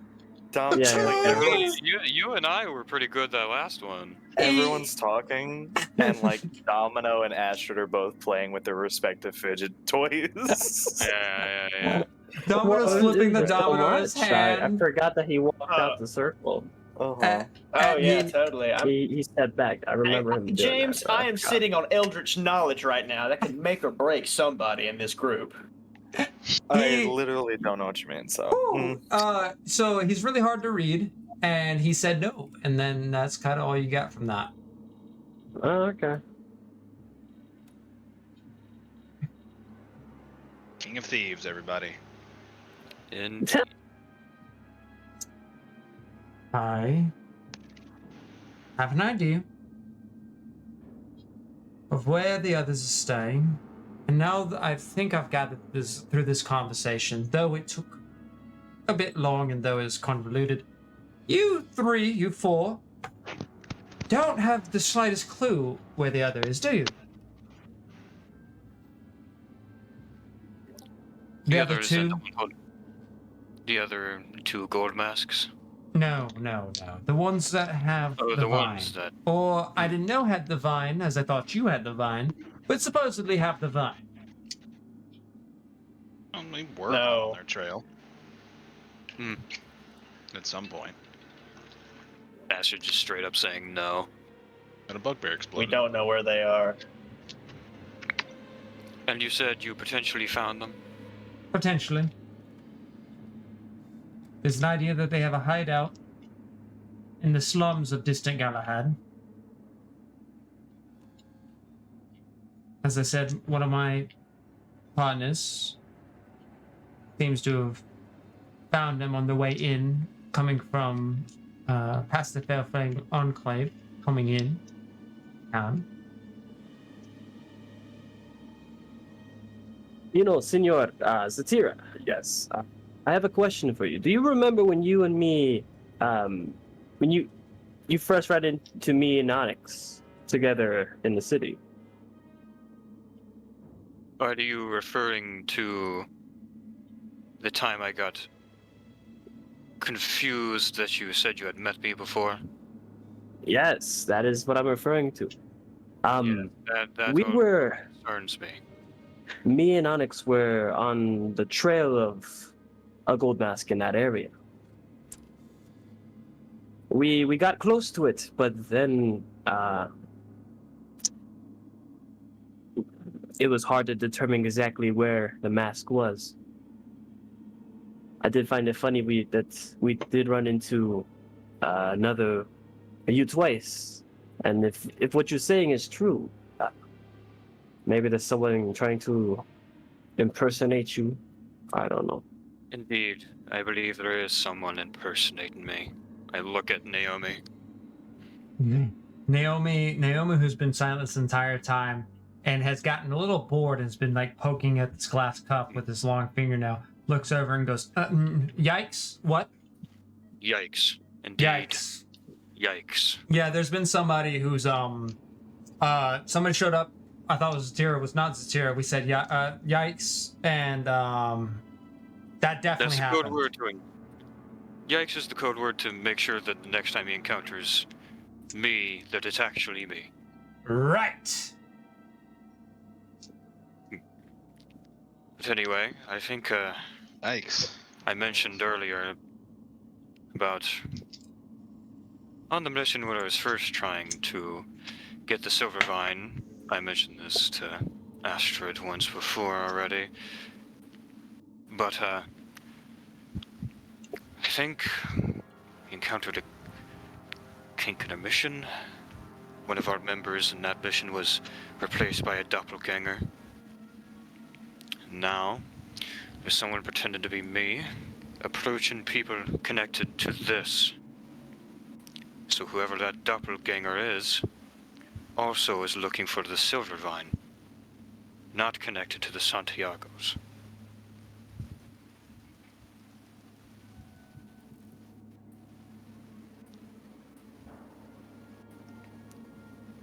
Am I the only one speaking right now? I thought you were speaking to Domino, and I was waiting for Domino to respond as you addressed Domino, and then I was saying that kind of like to everyone, like Sebastian included, like, and Domino. Hmm. Like, yeah, I'm saying yes. I believe there is a doppelganger around impersonating people, and they have interest in the Silver Vine as well. I don't know anything about the doppelganger myself. And he looks over to the rest of the table. A lot of shrugs. A lot of like, I don't know. Well, senor, the reason I brought it up was that I was just trying to see if you remember the area we were at. I think we were, when we actually encountered each other, we were in, like, the city square. Right? Well, I know, in fact, there resides a gold mask somewhere in that area. It seemed like a tough task for me and Onyx at the time to Right. look and search for it. So that's why we decided to go with you. Then we ended up taking you in a different direction, didn't we? Si, senor. Alright. Another place of interest? So, come tomorrow morning. We've been here for 2 hours. What are we gonna do? It's 6 in the morning. Thunderstorm's not letting loose. Where would you like to go next? Well, it's gonna be a little difficult to, it's gonna be a little difficult to get around the city and conduct an investigation at all these points of interest, as well as getting to the hideout, to the supposed location of the Silvervine holder, while all of our faces are wanted, being hunted both by the guard and especially by the Red. Slums aren't that far. They're literally 20-minute walk from here. Only Right, so we should only thing have- keeping us in is that we kind of need the rest, and the rain's not letting up. Right.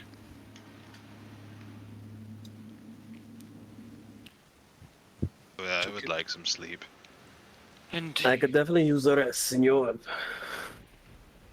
Then we rest, sleep, and go tomorrow morning to where I believe they've been staying.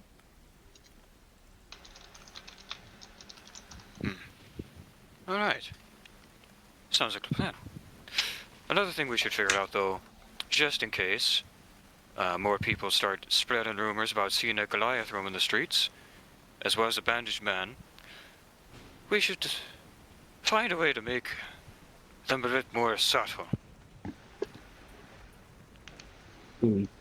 How do you make a tall blue man subtle?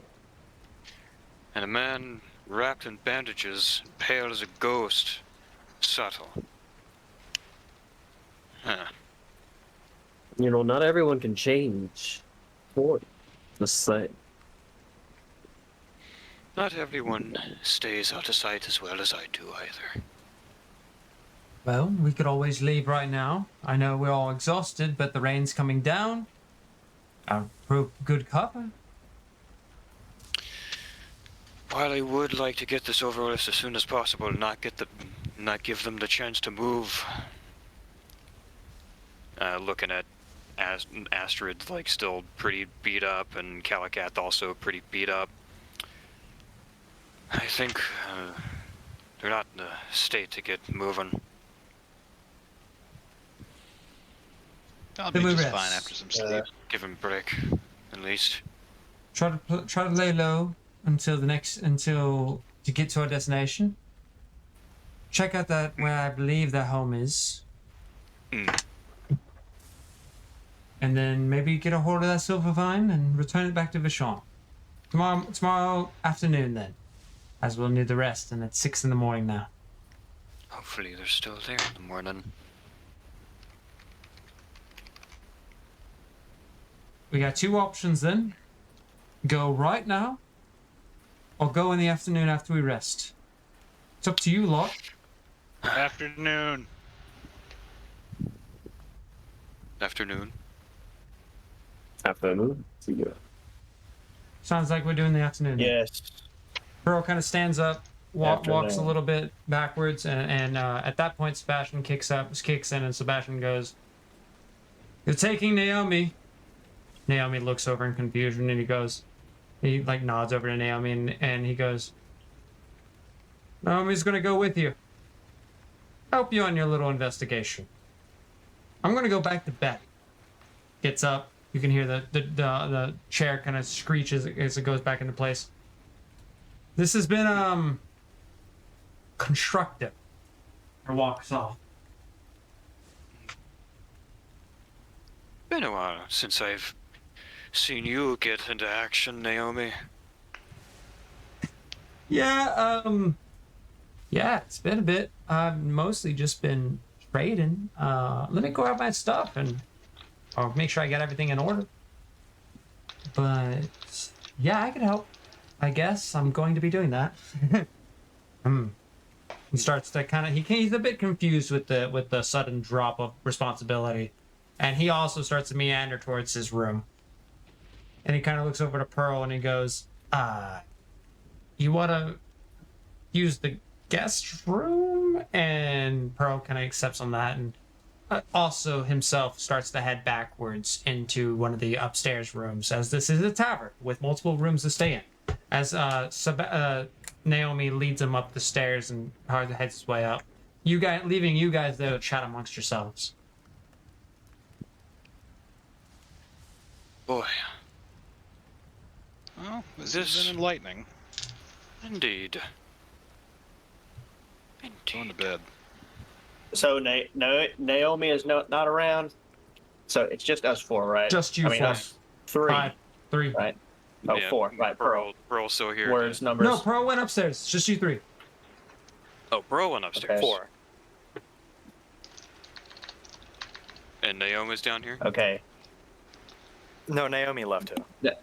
They both left? So I'm gonna like huddle Cal and Satira real quick. Like look over my shoulder, make sure no one's listening or peering around the corner.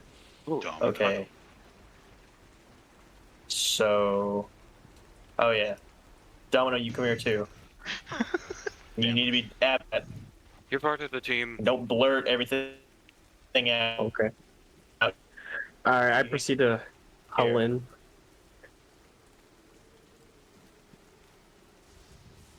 Please. That man, Sebastian, had malice behind every single word when he was talking about looking for that old lady. Had any of us given the name and the location, it wouldn't have been good for her. I feel like he was lying through his teeth when he said that.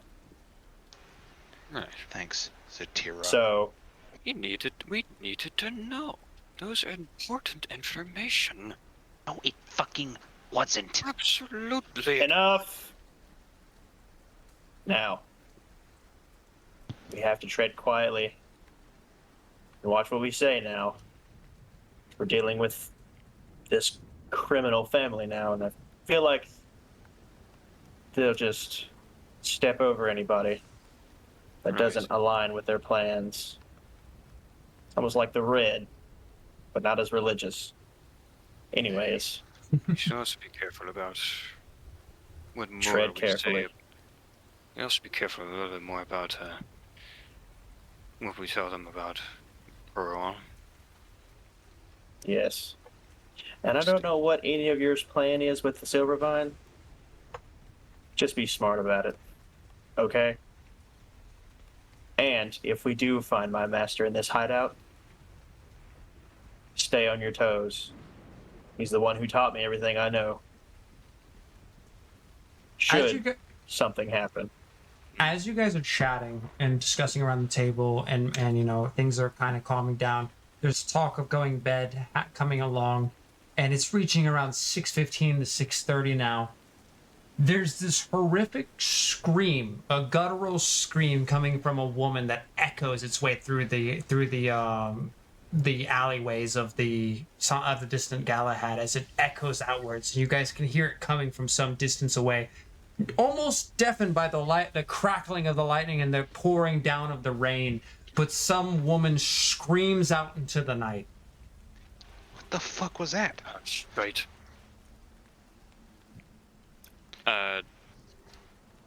I'll peek Can we out go to see if I Can we go if I investigate? can immediately see anything. Wait, no. I would also uh, like to. I'm just gonna peek out. I'm not gonna step outside. All right.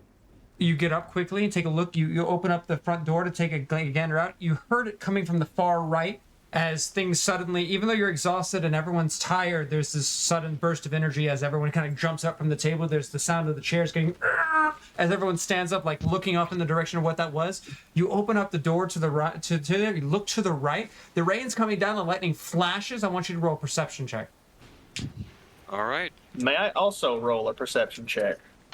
Not yet, because the only person who jumped up to the fastest person to the door was Satira, as they were the first one to say something about it.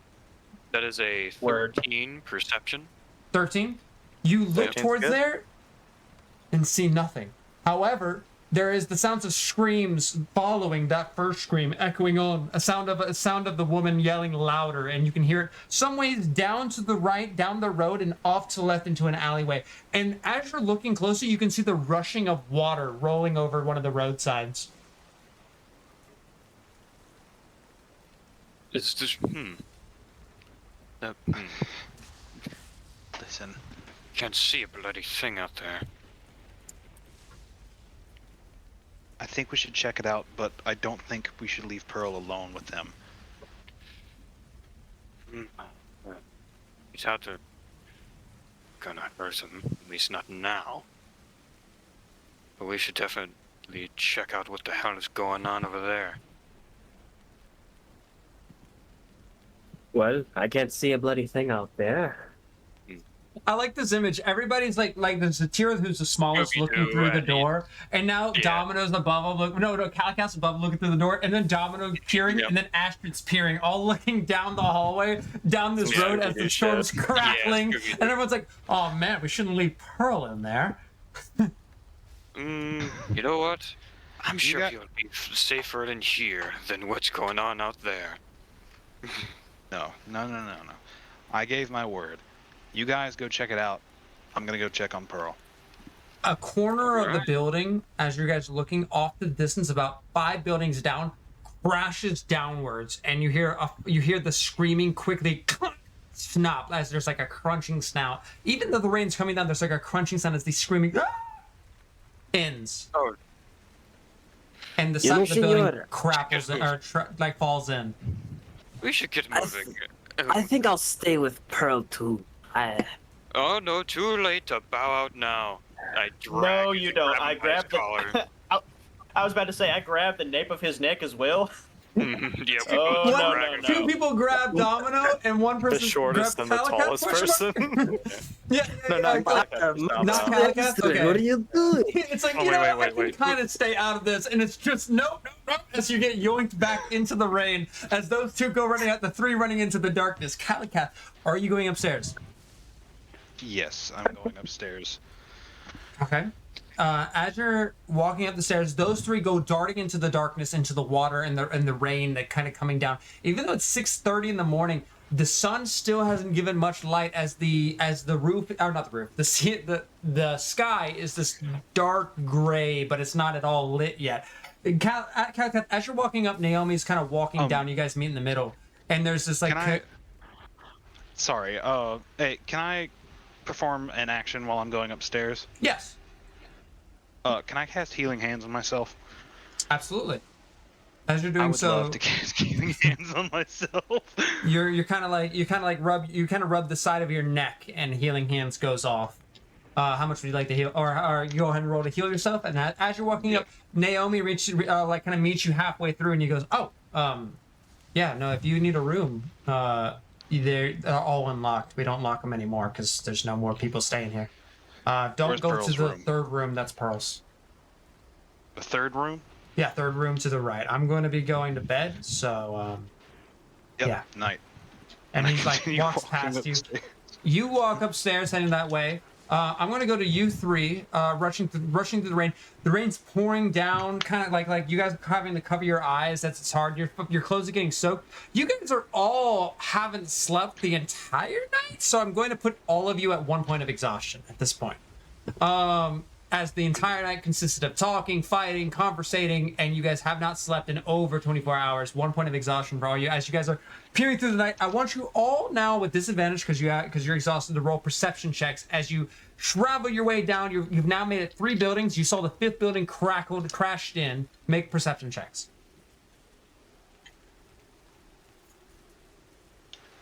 I got a double 19. Oh right. Dude, I am salty. I had a natural 20 and a 16. Oh, all right. And Astrid.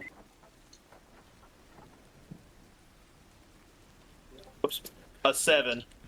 Astrid, the two, Domino and Satira, both stop you with their hands real quick as you almost step into a torrential river running its way over the road. As you guys can see now that the storm that's continued all night, the flooding that's happening in some parts of the distant Galahad, some of the lower parts, there's this constant stream that's rushing its way down. You see pieces of wood happening. As you look to the right, you can actually see some of the side of the building has collapsed inwards into the rushing torrential storm that is now flowing its way in one direction. And you guys see that you would have to go over this small jump in order to get across to get to the neck to go head towards that fallen building where the screaming was happening. Does it rain this much in Crossroads, like, often? Roll a history check. History. Let's see. That's an 8. An 8 on this is odd. This is odd. The flooding is odd. The distant Galahad flooding in these large channels of water that's happening. It's not exactly the average thing to happen.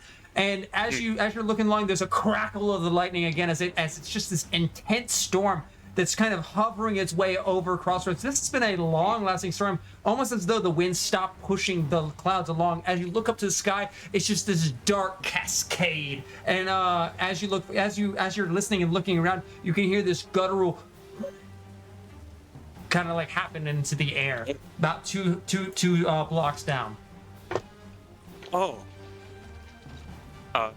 Well, we have to, in order to get to where we heard the scream, we have to cross this river, essentially. Yep, you can see pieces of wood getting carried away as a part of the building, like a few tents of people who like live in the slums of distant Galahad got taken along with it, and there's this rummage of just water rushing. It's brown in nature, as far as you can tell, as in the dark lighting, occasionally lit by the flashes of lightning.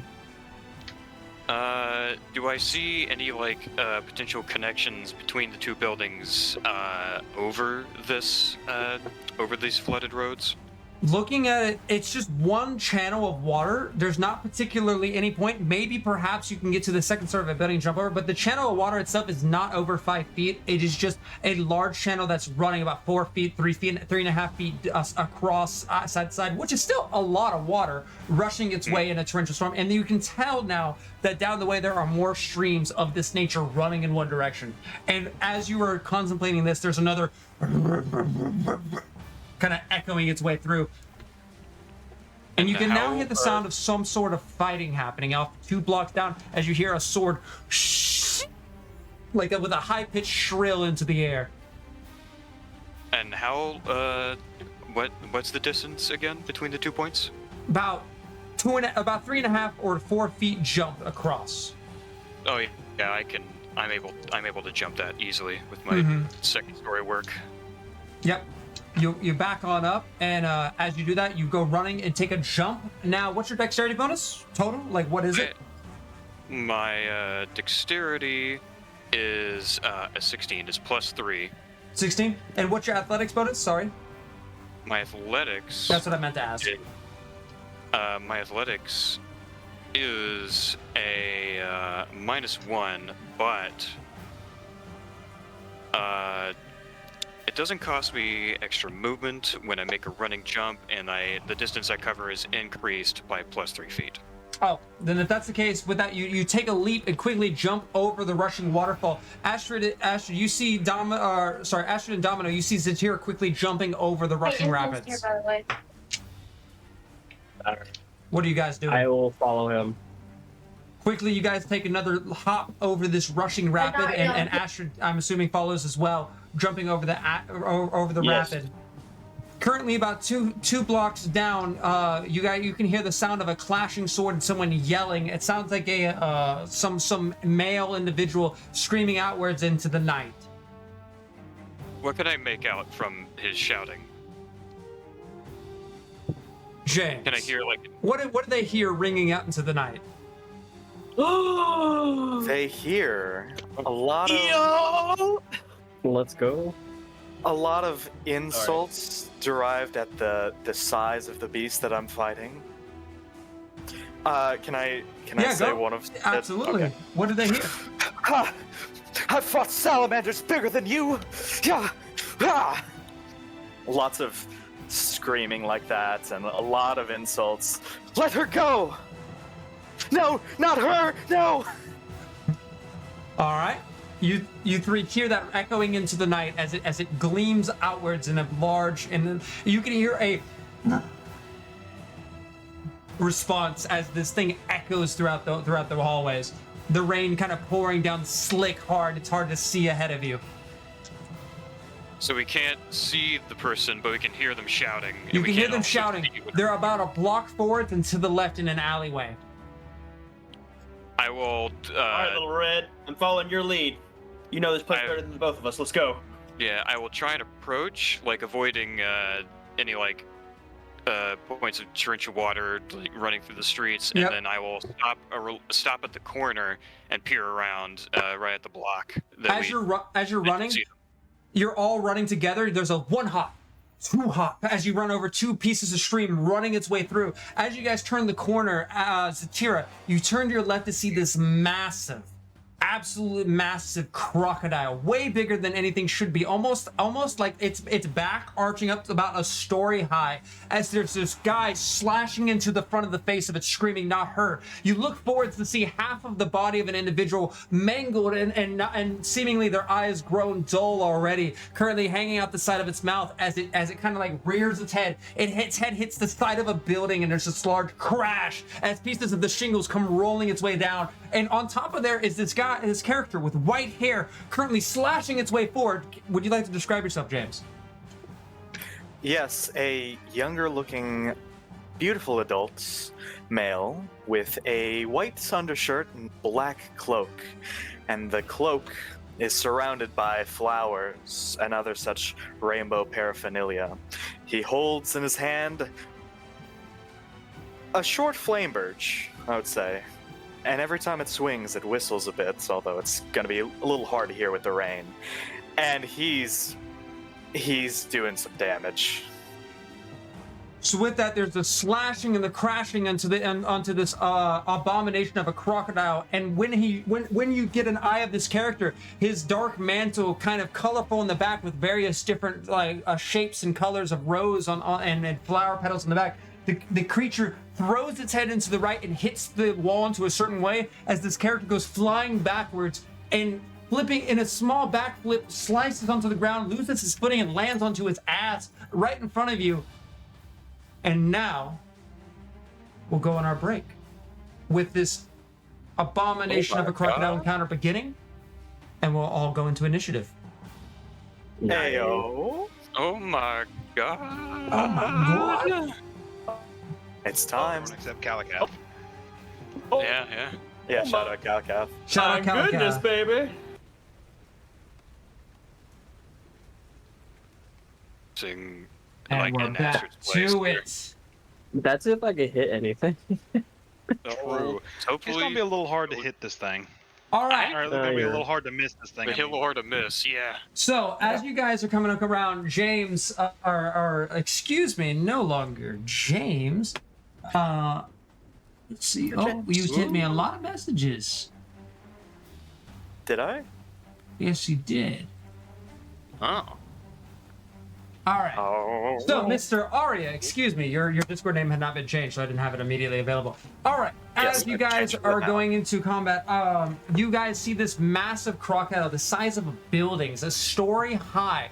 its snout just kind of appearing with a gleam of the rain and a bit of moonlight just peering through some of the clouds, onto its body. It's slick. You can see that it has many cuts and abrasions on top of it, and a body drops from its jaw. Actually, a body drops from its jaws. It's half of a woman, as the other half must have been swallowed. And the creature locks on its red eyes, currently peering into you all. And we're gonna go into initiative. Let's go! Initiative! Ooh, I rolled his initiative real quick. Let me check his modifier. -3, let's go! Oh, what is I the mean, croc? it's pretty big. The croc's modifier is a negative actually. Yeah, he's a big lad. Big heavy. Big heavy, no dex. All right. Small So PP. first on the menu, Domino, you come out from behind the corner and you take a step forwards, and boom, there's the crocodile in front of you. Its red eyes glaring at this character in front of you. He's got his sword out with a valiance to him, and his white hair kind of like falls into his shoulders. It's currently like completely matted down, and his sword's up in the air. It looks like this weird, to you, rapier with different divots into it, reaching into a zigzag of swords. What do you do? All right. So Domino immediately he wants to move into a position where he can hit the creature without hitting any of his allies.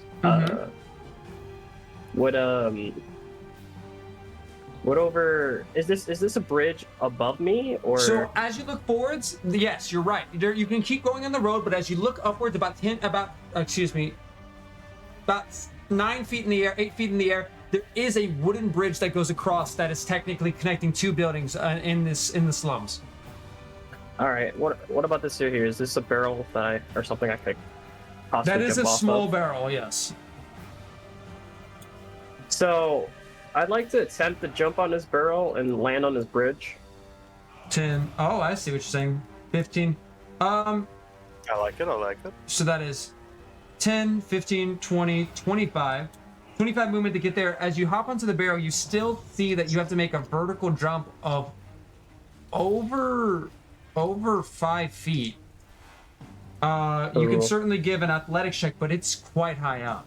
And it's a vertical he's jump. like- He's like 6 foot, like 11, right? So Barrel, 10 feet. How high is a barrel? So it's like 6 or 7 feet high. It's definitely an athletics check, as you like, because a barrel is not going to be as high as a person. It's going to be like 4 feet high, and it's 10 feet up to get to that that first story level kind of bridge. It's definitely like 6 feet jump, and you can jump up, grab it with your arms, and pull yourself up. It's just an athletics check. Can I hit the creature from here or no? You in that angle, you can take a step. You still have movement. You can take a step here to fire at him. All right. Would I be in risk of hitting anybody? No. All right. Then I guess I'll attempt that, and then maybe try to get up on that bridge the next turn. All right. You can roll to hit. Or if I have movement left. Okay. Yeah, let's do that.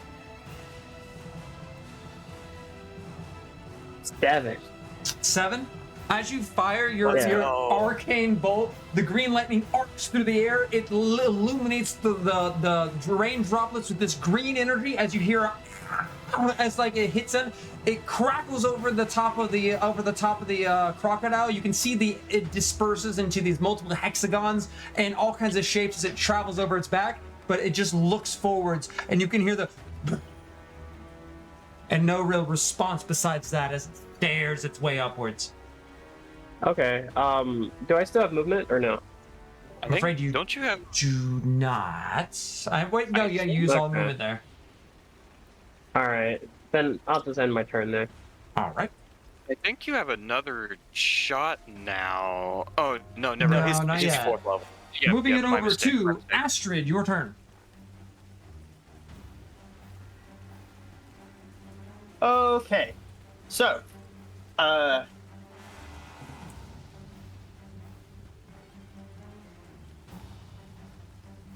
Yes. And next up Nice, is nice. Batira. So, Astrid? Astrid, hello. Well, Justin? I think we. I think we lost Lost Justin. them. Zatir, we'll Wait. pick up your turn real quick. Okay. Does the creature know that we're here since we just arrived? It's quite difficult to tell, but its red eyes seem to peer. It peered upwards with all the movement, so you have an idea that it knows something's out there, but you don't know if it can see you exactly. As the rain is torrential, any ranged attacks see what I'm looking at will be right coming at now. a disadvantage. Would I Roll be 20. cons- Okay, yeah, I want to hop on that bridge. Oh, Oh, we're I gonna think- pick up the See if I map. can do like a little bit of parkour to like Justin step Speck. off the corner of Oh, like he's this house right lagging here and real then bad. hop Oh, he's onto the lagging bridge. really bad. Real bad, guys. yeah. Yeah, he's actually muted. Yeah, that's really in real fascinating. time. That's crazy. great. All right, so Yeah, yeah. with that, Astrid, if you're here with us, I'm playing a seance. Please tell us what was your roll for an athletics check to get up there. Feel free to type it to us if it's easier. Yeah. And Zatira will also run your turn at the same time because you guys have the same initiative, and this is kind of funky. But I know what he wants to do, so I just need his athletics check to do it. Zatira. Right. I was gonna say like so I'm not entirely seen. So would I be considered hidden from him? Considering that you weren't exactly sneaking your way up and you're running on a full sprint, but with the air, I would say you're hidden from them. Yes. His athletics roll was 22. His athletics roll Okay. 22. All right. Nice. Yeah, you can roll. It's at neither advantage nor disadvantage, as the rain's causing disadvantage, but you're coming from a sneak position, so it evens out. Right. And while you're Evens doing out. so, Am I- there's a blue Goliath that's running up Am I and does alive? a jump off the wall and onto the bridge. Yes, you are alive. Okay, thank God. Okay, now Alright. that I'm on the Continue. bridge, Sorry. I want to run. Nah, you're good. I'm gonna run to this right here, to this top of this roof. All right, you Right. jump onto the bridge. You jump Right here. off the barrel onto the bridge, and you do another grab and pull yourself onto the roof. You're not And- 2 stories high. Oh, okay. Drop kick it. I would like to throw 2 darts at. No, I'm gonna throw 2 darts at this crocodile. 30. That's your max distance. You are at advantage as you have the height on him. Sorry, Zatira. We'll come back to you in 1 second. That's fine. Next up All after right, let me Zatira throw is my first Arya, dart. but Crocodile between there. Oh my God. You're on deck, Arya. Okay, that's a natural 20. That's a natural 20 for the first dart. Good. All right. Nice, nice. With that, you kind of All pull out right. from your pouches. There's a dart that comes out, and you do a palm open, and it goes flying its way downwards onto the crocodile, lodging its way into its That's hide. 9 damage the first. Yep, 9 damage for the first attack, and for 9 damage. Nice, nice. That's not extra bad. attack Extra attack. with advantage. That's right. Yeah, I miss. With that, one hits him, and the But other one is- clinks off of the Yeah, that's scaly hide. Okay. Okay, and bonus action, I would like to summon my astral arms. Okay. With that, you summon your astral arms. He's too far out of your radius for any kind of explosion, but you do summon the astral arms, and the shingles on the roof start to shake and shake and roll. All right, and I end my turn. In your turn. All right, that's going to move it over to Croc's turn. Unfortunately, What about- Excuse me. oh, I wasn't Satira. finished Thank with you, my thank you, turn. thank you. Satira, your turn. Yeah. I Yeah. So apologize. you said it's hard to see the croc. That's right. With the rain coming down, any ranged attacks. Ooh, I should have put him at neutral, but any ranged attacks is a disadvantage with the rain. I messed up with his dart there, but we'll keep rolling with it. Okay. So advantage, but also disadvantage to hit. That's right. So you equals a neutral roll. All right. I'm gonna take a shot with a crossbow. That is a 20 modified. Let's And go. since I have an ally within 5 feet of him, he That's will take me. he will take sneak attack damage. That's right. So Hell that's yeah. 7. And I think let me check to see if my sneak attack got better. Let's see. Sorry, I'm slowing this down. Gosh, you're worries. so Uh, slowing it down. gosh, I think it's an extra d6. I'll just roll the extra d6. An extra 2 on top of that 7. so 9 piercing. 9 piercing as you fire it forwards. I'd say you probably move up 1 so you didn't hit Arya. Is that fair? Yeah. As you fire, it goes into its mouth and onto its tongue, and it sticking right into its tongue. A piece of blood kind of spurts outwards, but it's hard to see through all the rain as 9 damage is dealt to the croc. All right, now, let's see. I'm hoping my second story work will be able to help me get up onto that bridge that Astrid climbed up there with the rest of my movement. So, okay, you're trying to use your bonus action with the fast hands to try to get up there, is that right?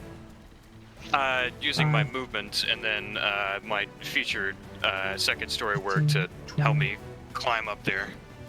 As you try to climb up like that... run.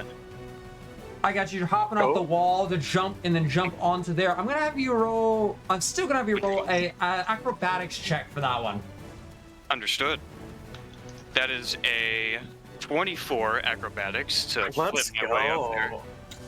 Zatira, your right foot plants really solid onto the stonework, and you jump your way upwards, and you do a back. You kind of like find your back hitting the wood first, and you hit your back on. You kind of lay prone for a second. You roll off of your left shoulder, and you stand up on the wooden bridge. All right. And I would I be out of view while I'm at this corner from the croc?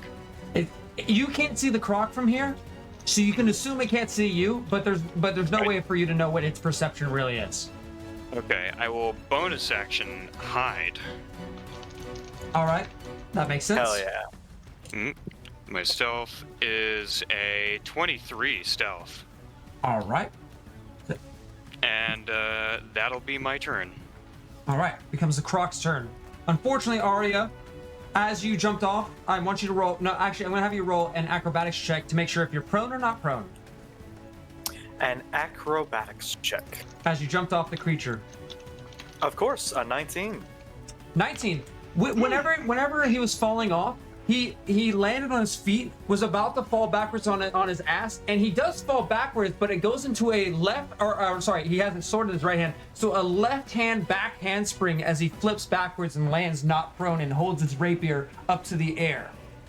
All right, it's gonna be the creature's turn, and he doesn't have advantage on this attack because you did not fall prone. Hell yeah. Come at me, fiend. Okay. As you say, come at me, fiend, there's this large tail that comes taking down the building to the south of you. The entire wall itself going falling apart as the roof begins to collapse inwards.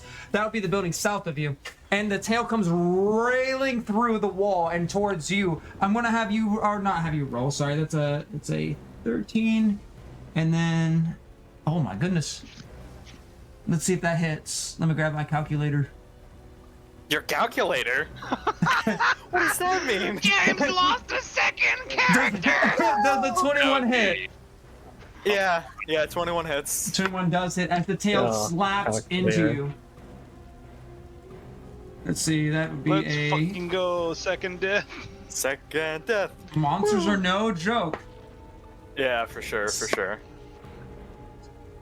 10, 12. So that's 12 damage as the tail it crashes to the building. And your character like looks up. 12 damage. Looks up as the tail drops on top of you. Your That character. might have been a sneaky attack, but ow. I want you to roll an athletics check when it crashes down on top of you. Okay. Oh, whoops. That was acrobatics. My bad. Wish it was athletics, though. Yep. A 21. Oh 21. my god.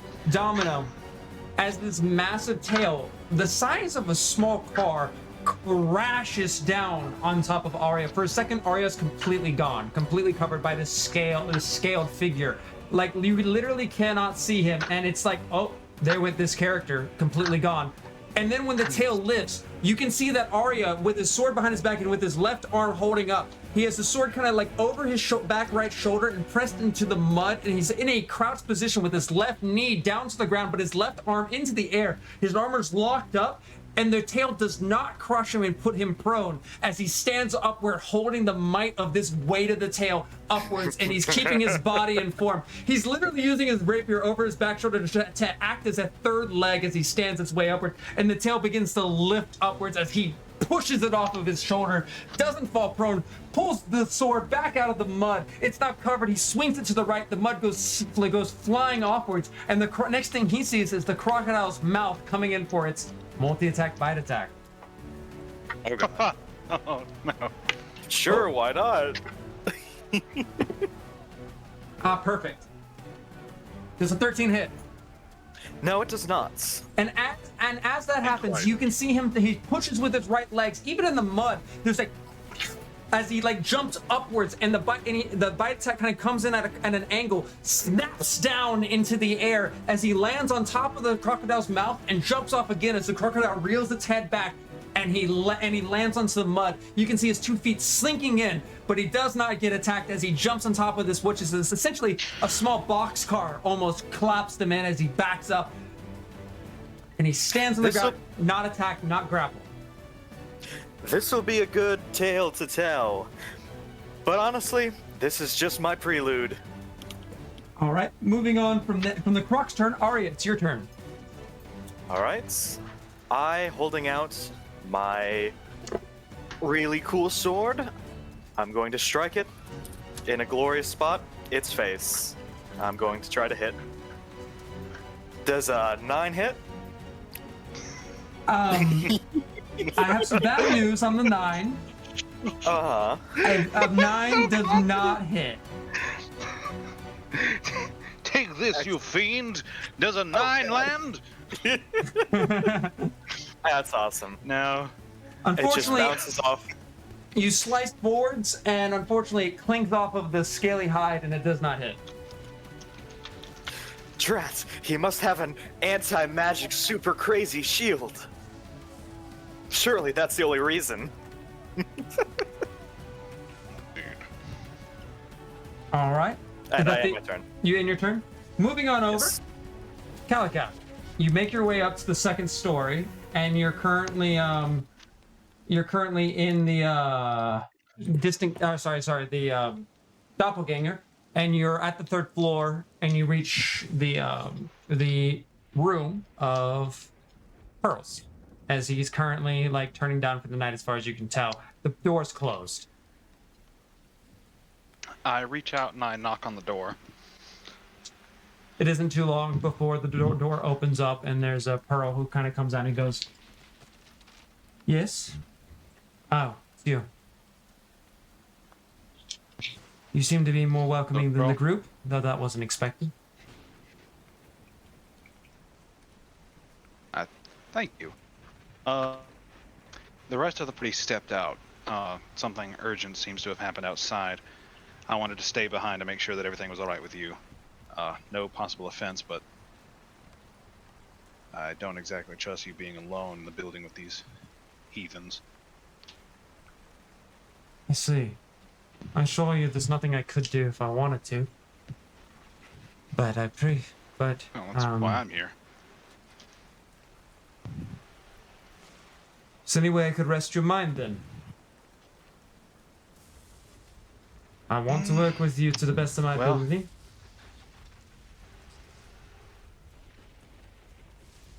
Let's see.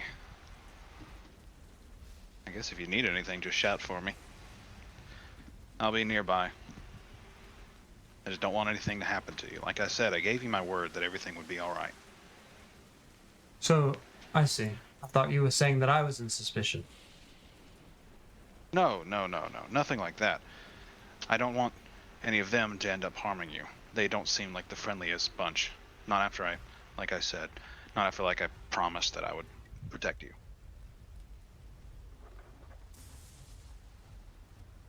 That's appreciated. But I don't believe I've properly asked your name. And I'm sorry for that. it's okay. The circumstances were, a bit unreasonable. My name is Calicath, and it's a pleasure to meet you. Same to you. Would you care for a drink? Yeah. I actually brought some with me. Sure, I wouldn't mind it. I have some fire wine. Good stuff, truly. I'd love to join you. If you don't mind, I'd like to stay here, either in or near your room for a while the party's out, just for as a extra measure. Once they come back, I can leave you to your devices. Seems fair enough. Did they say what they were doing as you guys walk in and you see him? He reaches into his bag and he seems to either the bag already had or he packed a flask, and it's a bronze flask with a little jewel on the top, and he pops it and he pours out into some glasses he had brought from downstairs, and he's 2 pieces of this reddish. It's actually an orangish red liquid, and he's like, fire wine. Not in particular. There was some sort of scream outside. It sounded like someone was in trouble, but I figured a Goliath and the other 2 would be more than enough to handle whatever it was. Maybe someone just got caught up in the storm. Maybe then let's talk. Without all the nonsense. Let's discuss Sure. everything. Seem reasonable enough. And we'll go from there. We'll come back to that in a moment as the fight's raging out already raging Everyone else outside. is fighting for their fucking lives. Such, I'm drinking wine. Such a funny. Domino, Oh man, it's the You lightning actually- crackles up above, kinda but it's not your own lightning. have a cool guy. You see, oh,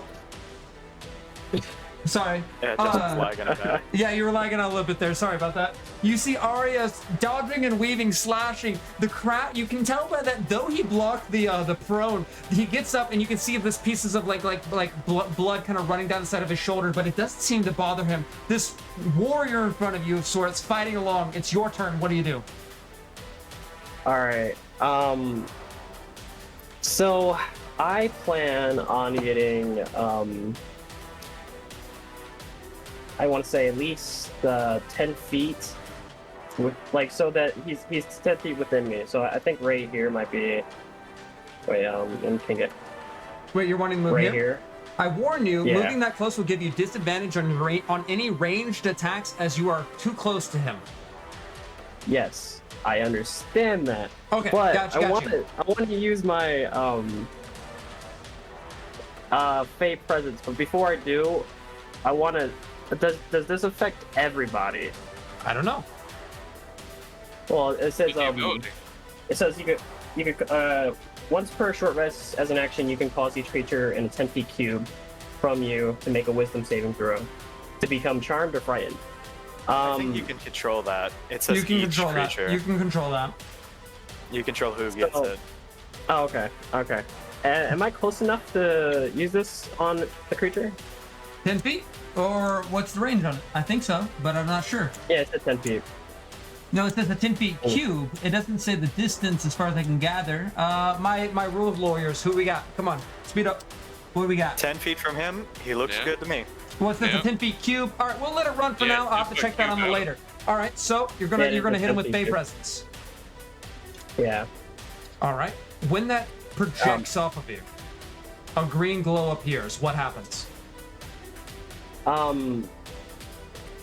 Domino says his catchphrase. He says, I Yes! am Domino Nabana. Fear me if you dare. And he Let's go. ends the creature. I love it. Is it a wisdom save? What kind of save is this? It's yes, it is a Wisdom saving throw. You have to beat my DC of 13. He made it 6. Ooh. All right, let's so go. he cannot move forwards. And wait, are you fearing him or charming him? I'm fearing him. All right. With that, the creature's eyes narrow, and you can see the golden glowing slits kind of fall slim, but you can't tell what exactly is going on in that crocodilian brain. But if he attacks you, it's disadvantage, and you cannot move forwards. Okay. Is that the end of your turn? Now, I think that was an action, yeah? That's correct. Alright, yes, that is the end of my turn. All right, so that's going to move it on over to Astrid, and then Satira, you're on deck. Astrid, what do you do? Okay, seeing that it is now frightened of good Domino, I'm gonna try and throw another dart at it real quick. All right, roll to hit. So I'm gonna roll the hit. Oh my god, that's a 10. As you do, unfortunately, probably again, misses. it clinks off of the scaly hide. All right. How far up am I again? You said 2 stories? 2 stories, that's going to be, and this is a recess into the ground, so it's 10, 20, you're about 27 feet high to this thing because the ground is recessed from all the erosion that's happened as this channel of water did not exist a moment ago. Okay. Dang it. I'm gonna throw another dart at it. All right, roll to hit. Chink dart throw. That's a 17 to hit. 17, that will hit. That will hit. Dart damage. 6 damage 6 damage. This It's time just- it finds yeah. purchase into its hide. to the crocodile. Nice. All right, Alright. and I want to move. I want to move right here, and then in my turn. You didn't hang, my friend. Okay, hold on. I want to move. I want to move right here, right Alright. beside the crocodile. Yep. Like between these 2 windows.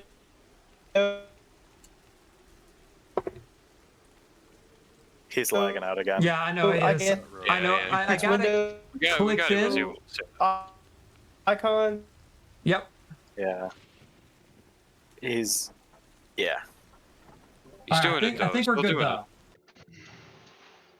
though. Restart your internet, my friend. All right, moving on over to Zatir. Your turn. it. Okay, I will. I'm assuming that the monster has lost sight of me. I will then try and step back to this point.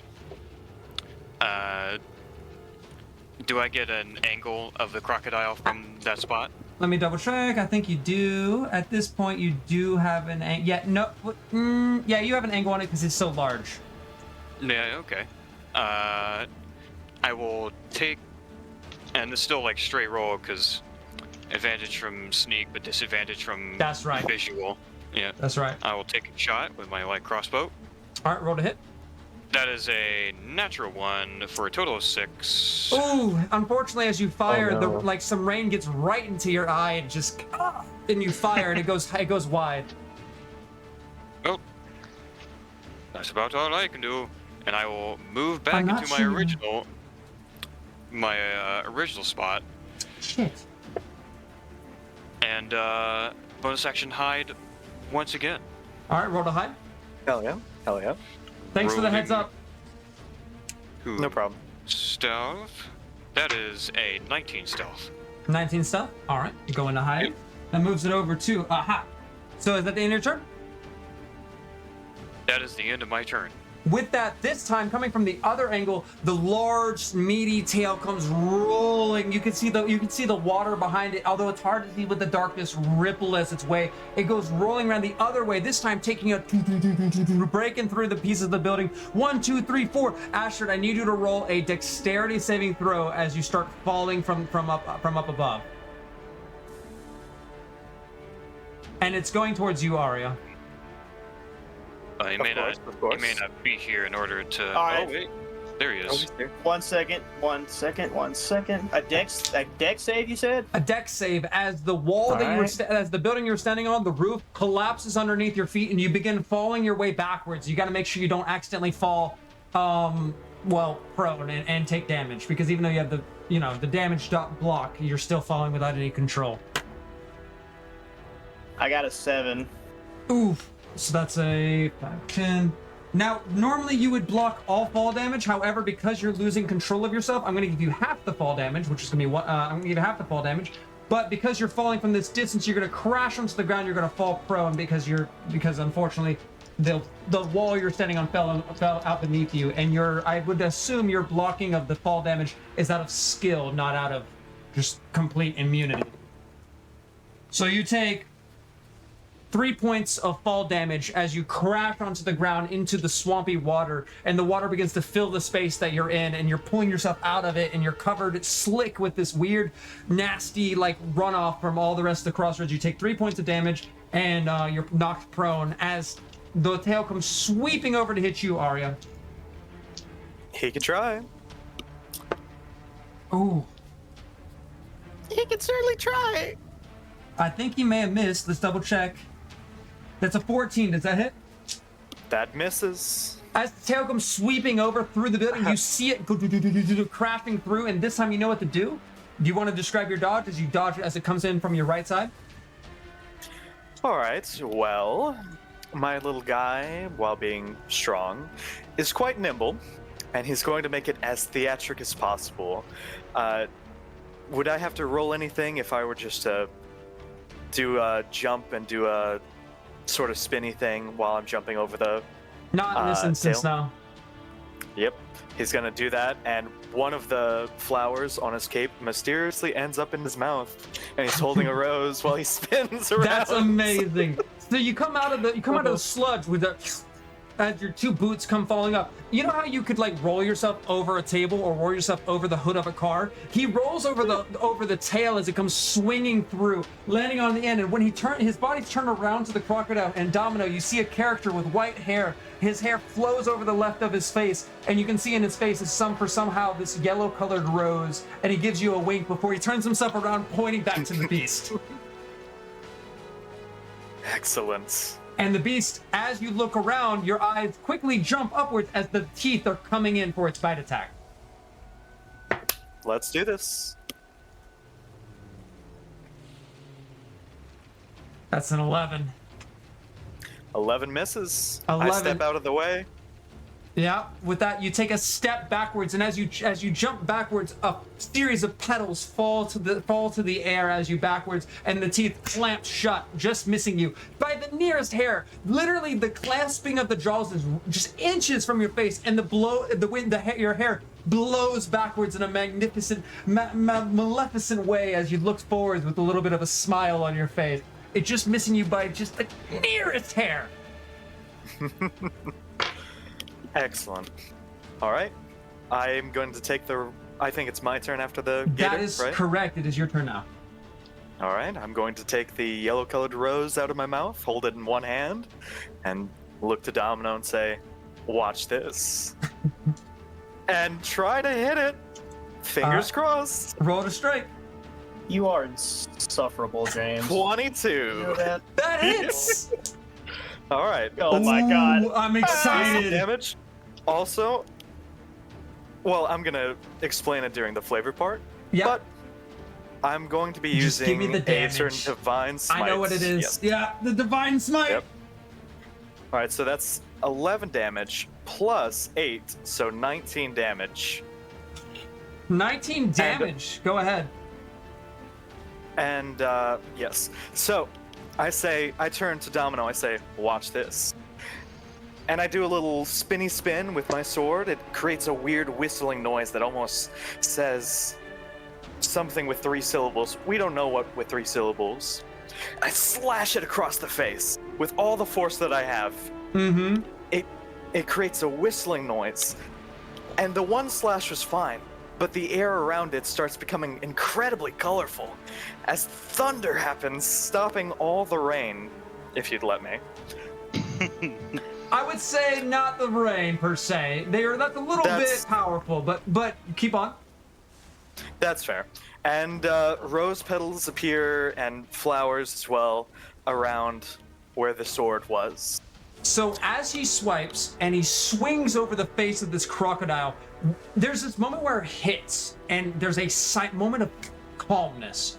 before a gust of wind seems to roll inwards on the slash over the crocodile's face, and on his cape and on his shoulders, the flowers begin to release themselves into the air into this magnificent thing. And though if it were just a clear day, it would be magnificent, the water quickly damps those flowers downwards. However, the wind in its air sucks inwards, and then you can hear a momentary like boom as it slices through the rapier, which is like got those jagged edges. You can see the crocodile reel backwards, and you can see this large slice over the crocodile's face and over his nose as blood begins to reel its way down. The crocodile howls out into a terrible pain, but the rain does come crashing downwards still, and there's this moment of just pure like reaction from the creature.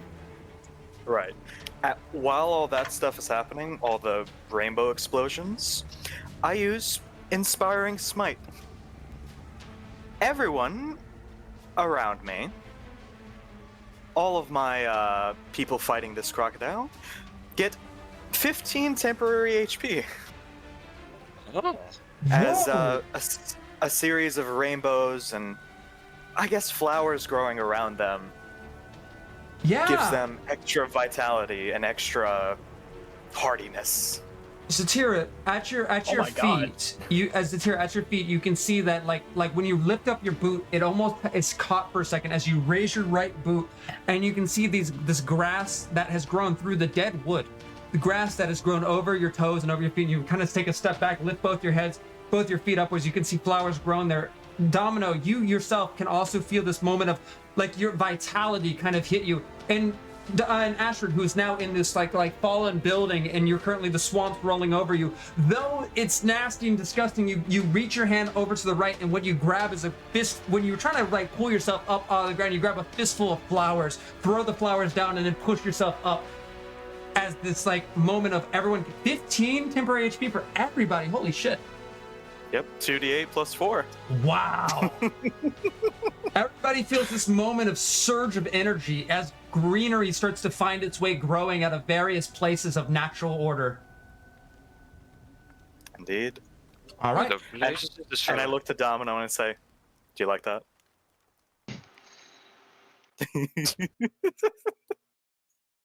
Oh my god. Speechless. Domino, Domino's you're muted. speechless. Yeah, he's speechless.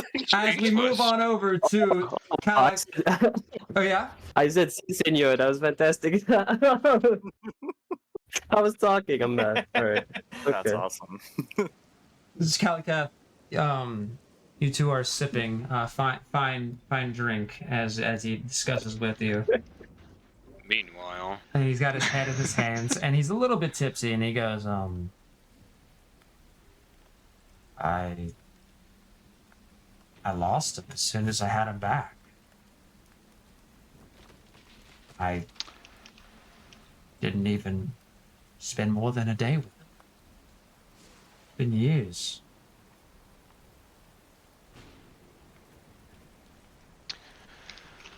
Oh, I know it's hard, and I truly am sorry, but it might comfort you to know that the whole time that I've known him, he was just concerned about making sure you were okay. He talked about you and his sister the entire time. Oh, God. I can't help but to feel that I was cruel to him. Oh, you know Onyx, he'd never feel that way.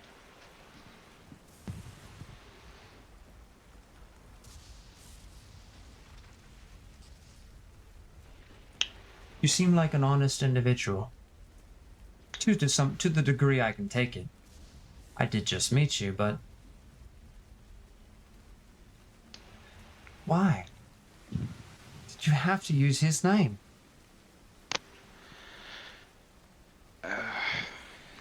It wasn't out of any sort of maliciousness or anything. Pearl, I'm sorry, but it just happened to be that way. I knew he was with them, and that seemed like the best reason or the best way at the time. But, hindsight is 2020.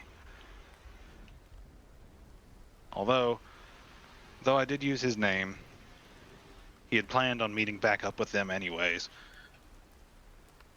We would have been in the same situation no matter what. The Red have been giving me many troubles.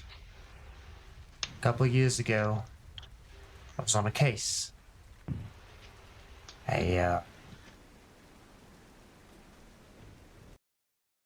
A case with a similar situation of what happened there at that individual turned to dust. There was a lot that was fishy with that case.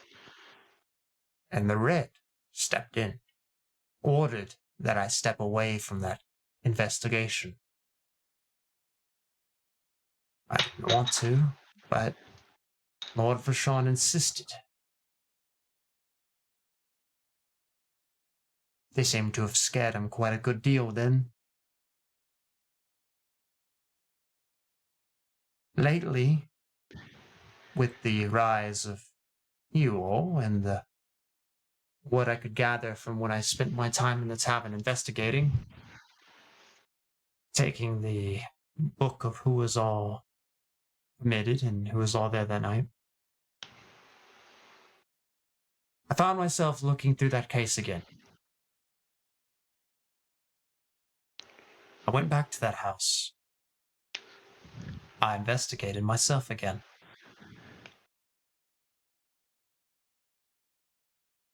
Mako was there. I don't know why. And he was enraged. It's supposed to be an abandoned house.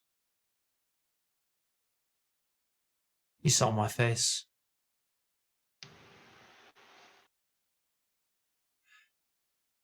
I went running back to home, quickly gave my message.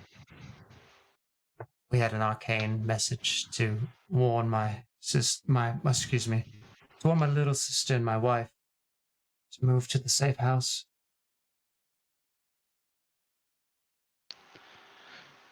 That's when you all found me. I can't make any sense of it all. Why was he there? Why are you here?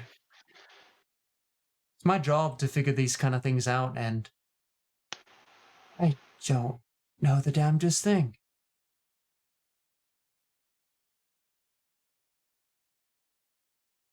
I feel like sharing this bit of information with you. It may not be useful to you. It might. But with the time I've spent with him, I feel like it could possibly tie into something. We know how dangerous Domino is, right? Right. I don't, actually. I don't. That's the thing about all this. I know Domino's been a criminal, and the more I research it, the more I look into it, not a goddamn person knows why. No one knows what he's done. And as far as him being a dangerous individual, I don't know what happened in that tavern. Let me tell you. Nothing. Domino seems like a criminal. Everyone speaks to him like a criminal. Right. From the Red to people in the town. He Right. seems like the worst person you could imagine. Yes. The truth is, he just has a fair bit of power and doesn't know how to control it. And not just that. I can guarantee you. You're right. And not just that, no one knows him. No one really knows him. Everyone knows of him. No one knows him. I've gone through to Santiago's. I've even bothered with the Felfang. No connections. Nowhere. And now my brother's dead and he's involved and I just don't even know where to start with him. I've gone through distant Galahad. I've even sent messengers to Galahad. I've even sent one of my best to Galahad. Nothing. And you can tell now he's quite drunk, and he doesn't seem to handle alcohol well. I can see that. But he's the most wanted? I had him wanted. I enlisted for him to be wanted years ago. And I don't know why.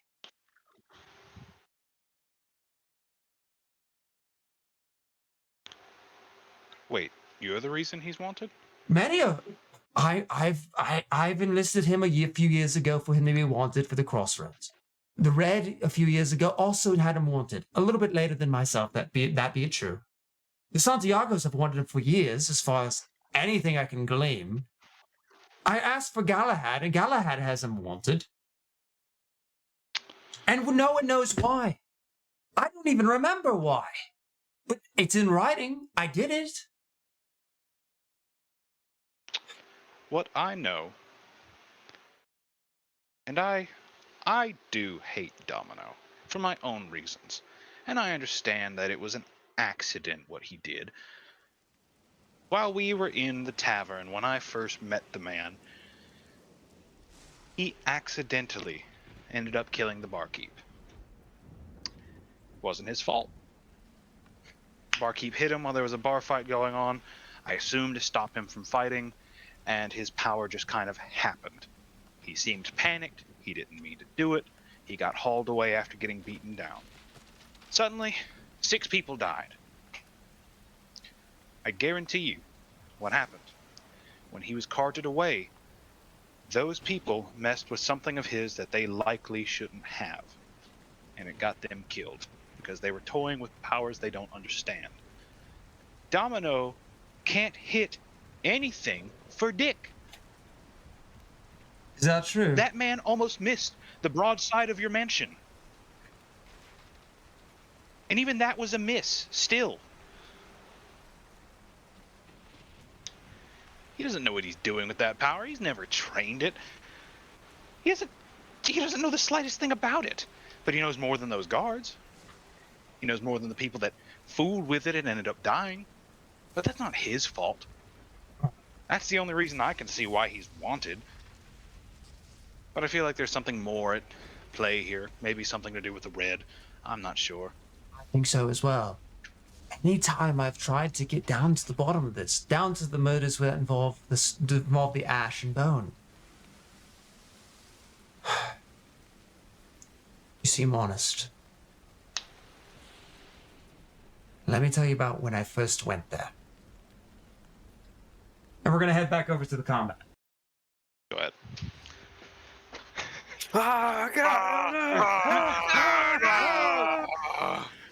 Oh.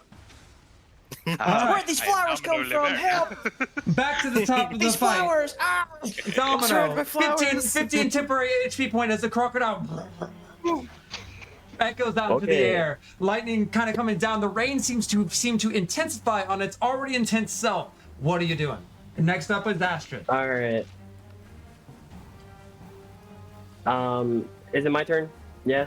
Yeah. Or is that Astrid? Okay. Yes. All right. So I'm gonna go ahead and since he has disadvantage on hitting me, I'm gonna go ahead and move forward and summon my pack weapon. All right. You're going to move forward, stepping up to the alligator. Is that right? Yeah.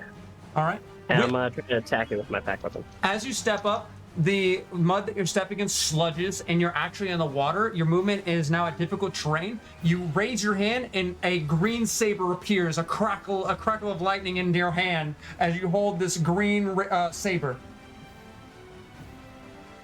All right. I'm gonna attempt to hit it. Go for it. All right. 6. Great. And as you Let's slice go. down onto the The most creature, damage. you hit the This boy creature, and stands. for a second, your blade disappears, like outright gone. As you hit it, it breaks almost at the point where you slice the creature. Your arm reaches down, your whole body kind of lurches forwards for a second. As you regain your balance, you hear as your arms move around, you're kind of out of balance. You take a step back and raise your hand. Now you have like the hilt and half of the blade, and as you raise it over your head, the rest of the blade shing becomes back to a blade, and you kind of like are recovering your balance as you're getting things back to order. You're so unlucky, bro. Wait. The roll to hit was a 6? I thought that was Roll to damage. hit was That was the sick. roll to No. Oh, Yeah. I'm sorry. I'm sorry. Yeah, Calicast point still stands. I was about to say 6 damage is the most you've Bro, done what in 3 is episodes. happening? All right. Wow. Do you have anything else? Yeah, I'm going to end my turn.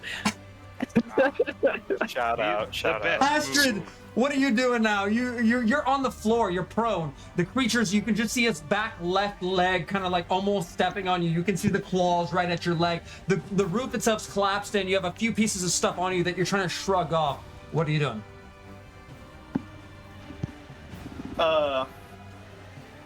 My hands are beside my body. They're like, because I'm prone, and my astral arms pick me up.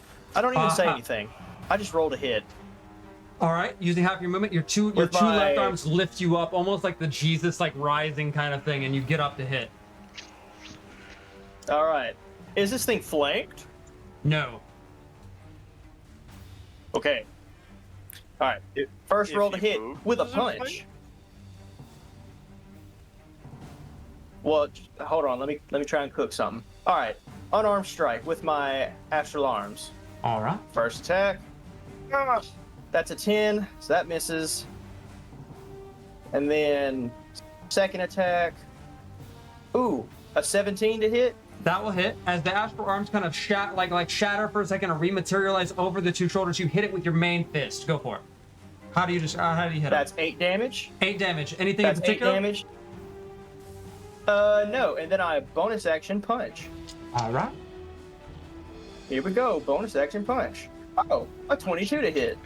That will hit. Let's go. Okay. And after that, I need him to roll a con save. I need the damage with this first hit though, right? Okay, so this second unarmed strike that I just did does 4 damage. 4 damage. 4 damage, and I'm going to use the Y dice for his save throw. Oh, you mean the rig dice? Oh, he weighted made a dice. 6. What happens? Never Oh, mind. he that fails. Stunning strike. Ooh. Let's Let's go. go, Ston. Let's go. What's it look like, Justin? As my eyes start to glow a little bit, I see the key flow through this creature, as I can do with all creatures. And I look for the best spot as I'm on the side of him, and I step up to him and I 1-inch punch him right to the side. Right in Paralyzing between him where the leg momentarily. meets the torso, you hit it, and a blast of ki kind of happens, the rippling effect through its body. You can see its muscles run its way up to it, and the crocodile, Arya and Domino, as you guys are seeing the crocodile thrashing and throwing its body around, for a second it as it stops right in front of you. All All right. right, Oh, he's not moving. Time to go to work. Zatira, your turn. Bet. Okay, so I will step out of my hiding spot in the same position I did before, right back here, and I think stunned had advantage to hit, but then I'm also hidden advantage, and then Yeah, I think it's just the disadvantage visual. advantage. It's just advantage because even with the visual, and he's stunned now. I think stunned will give you advantage on the strike, right? Is that wrong? Yeah. Yeah, he has I think so. advantage. Yeah, which gives him you just have advantage here because you have 2 Yeah. advantages, 1 negative. Right. Technically 3 advantages First roll. because you get the height. 19 to hit. That will And hit. since there's allies next to him, I would have sneak attack also. That's right. I rolled my sneak attack incorrectly last time. I will correct that now. So the crossbow itself is 8, and the sneak attack damage Ooh. on top of that is 10. So a total of 18 piercing damage from the crossbow. Zatira, let's do you want to go. narrate that strike? She will slide to position, kneel down on one knee, and like really take aim this time, and wait for a flash of lightning, to then see its head, move its lolling head after being stunned in position, for to snipe it right in one of its eyes. Ooh, as the lightning flashes and you can see the creature illuminated at that precise moment, you can see the slick back of it, like covered in rain. You fire, the arrow goes. There's like a moment where it's like goes through and then boom, finds its way right into its left eye, and it screams and guttural howls out, but it doesn't move as its body's locked in this terrible pain moment, applying disadvantage Hell to yeah. future attacks as its eye begins to profusely bleed downwards. Hell yeah. Let's go, Grayson. Let's go. And then I will Good job. move back into my corner and then do the rogue thing and Rogue thing, yeah. Anyone down the do rogue road thing. would see essentially this tiefling running with the crossbow in his hand, left, right, left, right. There's another strike of lightning before it appears in light, and then as soon as the light's gone, it's completely vanished as you disappear running its way across. 15 stealth. 15. He's completely stunned. He can't even see you. You're stealth. Yeah. All right. That's my turn. God damn. All right, now moving on our way down. Crocodile stands there. It doesn't go anywhere. I think it doesn't have to roll, right? It's just for one turn. So then your next turn. It's stuck. It is stuck and still until the end of my next turn. That's right. Oh So yeah. moving it on over, Arya, as it just tries to. These terrible noises are appearing from this creature. Arya, your turn. Excellent. Excellent. I will. You have try to advantage hit on it. any melee attacks. Yes, I'm going hear to that? hit it. In Did you the hear that, shape- Domino? All right. So my first hit it next was a time. 21, and we're gonna take the 21 damage for safety reasons. That was I will strike. be divine smiting this All right. creature. So that's 14 plus Ooh. the divine smite damage for 18 damage. My friend, what would you like to do? Yeah! All right. This thing is paralyzed. That's it's right. quite simple. He's looking me dead in the eyes with his one good eye, and I'm gonna shove my flamberge rapier upwards to hit both the bottom of his head and the Ooh. top of his head, Through and the then mouth? grab the top through the mouth, and then grab the top with my hand and then twist it. Oh, and as you twist it, it goes. You can see the moment, like Domino, you're the closest to it. The moment that the sword goes underneath the jaw, into the head, into the brain, the eye immediately lose their glow as he hits it, and he grabs the top of it, and he started to roll the head over. Anything further? And we decapitate that son of a gun. As you have the blade halfway through, you rip it to the right, the large head, the head bigger than you, almost bigger than you, like the size of a fucking 2 dogs. You slice it through, you cut half of the head off, it's still hanging by the other half of its neck and its other head. As you slice your head outwards, the blood skirts into the airs, a lightning strikes as you look down as this halfway decapitated creature, now devoid of life. And then you know that anime thing where people will look down and it's raining, and then they put their hand on their face and slick their hair back, Yeah. and they're looking up. I do that.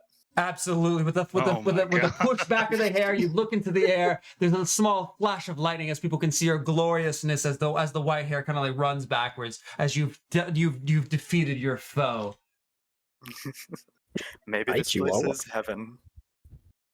You have any? And then we move our way over down the couch. Death rolling a gator. Crazy. Yeah. What were you saying, Sil? We moved on over quickly to Calico. Oh yes. All right.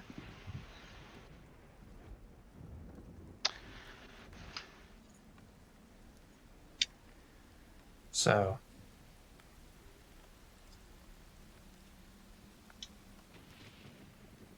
That's essentially what happened. Yes. Was hold on, wait. Wait, do you I'll did I go retain through. any of the information? Yeah, I'm gonna go through it with you after the fact. Okay, cool. It's a long story, and I'm going to tell you outside of the I thought that was funny, but yeah, I'll tell you after the fact. And Calcat knows this, none of the other party members know this, so. Okay, very cool, very cool. Ugh. So, Carl, let's be honest. Do you know if there's actually a way for us to clear our bounties? I do. But again, not with the Red. The Red work on their own terms.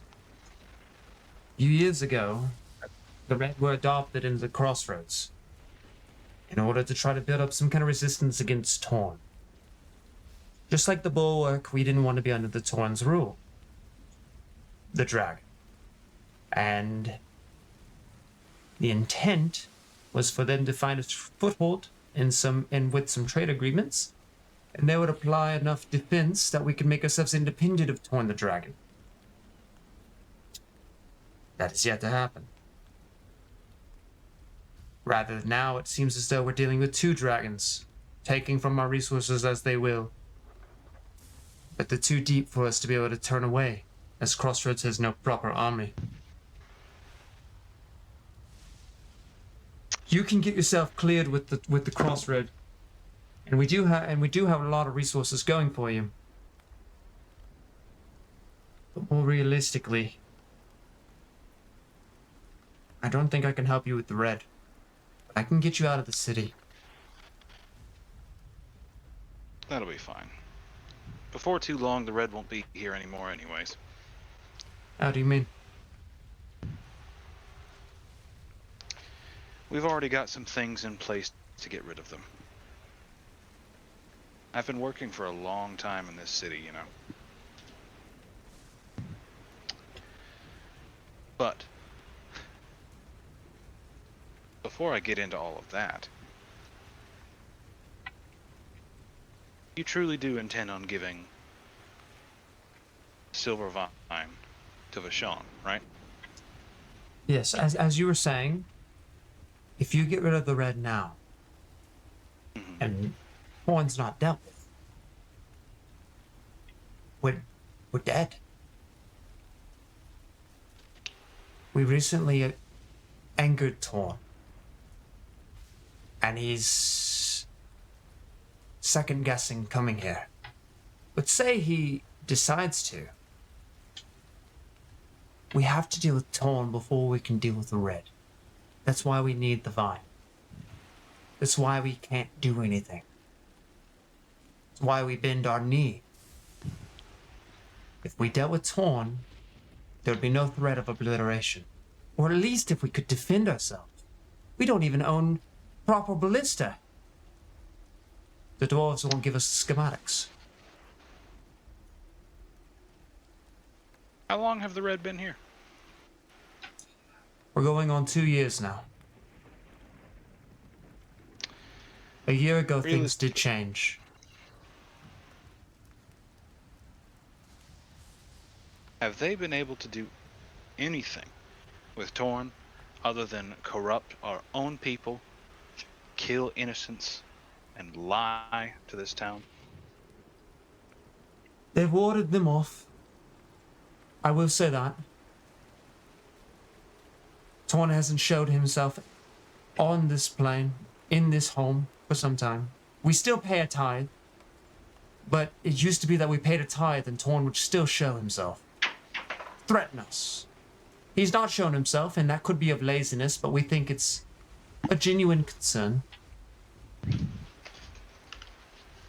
So, yes, but no. And I said 2 years ago. That was a misspeak. They were here some time ago. 2 years ago, were they more officiated, and they started making action towards Torn. But they started construction here over 10 years ago to get the church, and they started getting resources here over 10 years ago. The 2 years ago was more so when we decided to stop or lower our tithes to Torn. That we weren't comfortable enough to completely stop a tithe. And those decisions are a bit beyond me. I have a different role with the Crossroads than managing the tithe. That's more of his son's job. I see. So, what can you tell me about what's going on with the port? Is that Torn doing as well? That's my job. That's what I'm trying. One of parts of the things, I'm trying to do many things. I have a lot on my plate. Few ships were destroyed, sunk quickly, and without much of any warning and without much of reaction, just outside the port. And we don't particularly know why. Thankfully, the Red don't blame us, but the Red have themselves decided to try to go out, figure out why. Nothing seems to be coming up. Just recently, they sent out the commanding officer, one of the few of the Red Army, not just their station here. They haven't returned just yet. I genuinely don't know. We're trying to tell people whirlpools for the time being to prevent any kind of panic. But with what happened outside the Iron Gate Bridge, or inside the Iron Gate Bridge, resulted in a lot of panic. So Lord Vashon is going to be having a meeting himself with the general populace inside of the capital district to try to explain some of this. I did not get a chance to attend the meeting I was supposed to, as I got interrupted with everything going on during my investigation. But people are rightfully concerned after what happened outside the Iron Gate Bridge.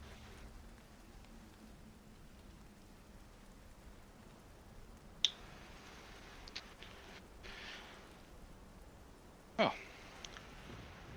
Thank you for the info.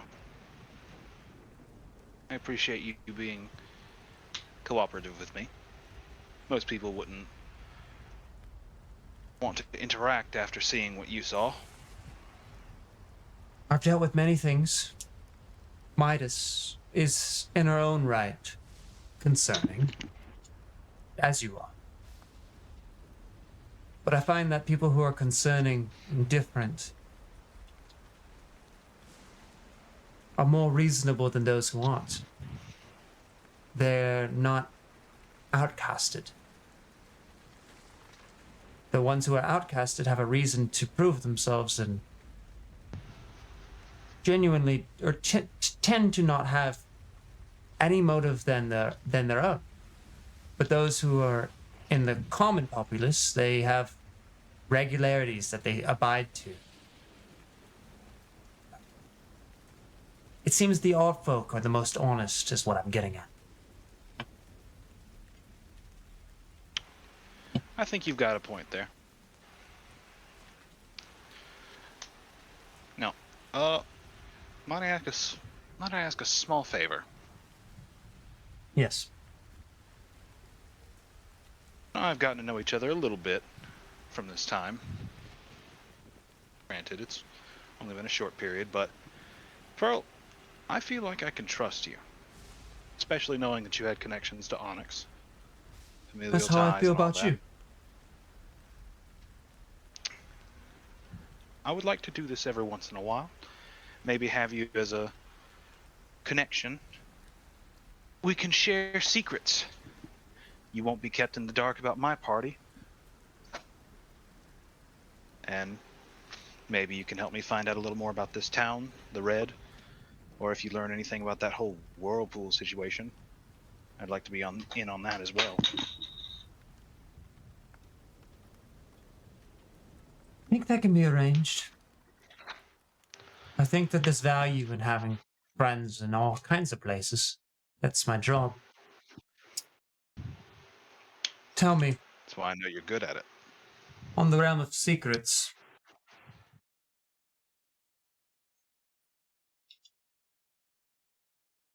why are you the way you are? Never heard of any lycanthropy of this sort.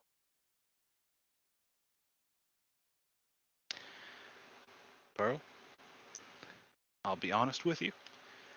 The only other people that know about this are some of our party. I don't know. But it's not lycanthropy.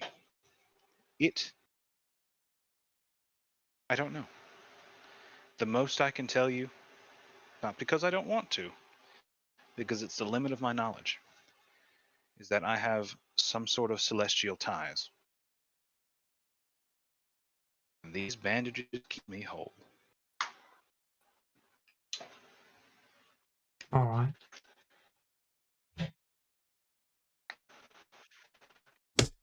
It's near 7 in the morning, and I've not slept all night. If you don't mind, I'd like to retire. I understand. If you need anything, just call for me. I'll be nearby. I might run out and check for the party. Do you think you'll be all right by yourself for a little bit? I can handle myself. That I can. Good. If I happen to get out of shouting range, I'll contact you. I have quick methods. Very well. Start getting my things ready for bed. And as you guys kind of make your part, at this point, you four convene. Naturally, with the rain going on, you weren't going to have a extended conversation, and it wasn't too hard to convince this new character to at least come into the doppelganger to get out of the rain. And you four reconvene inside of the doppelganger just to get out of the rain after slaying the beast. Whew. Dry land. I haven't felt this in a while. So, who the hell are you? And how did you find yourself in that situation? Well, I'm glad you asked. My name is Arya Sophia, Pride of Heaven's Court. How do you do? Heaven's Court. Do I know anything of Heaven's Court? Roll a history check. I shall roll a history check.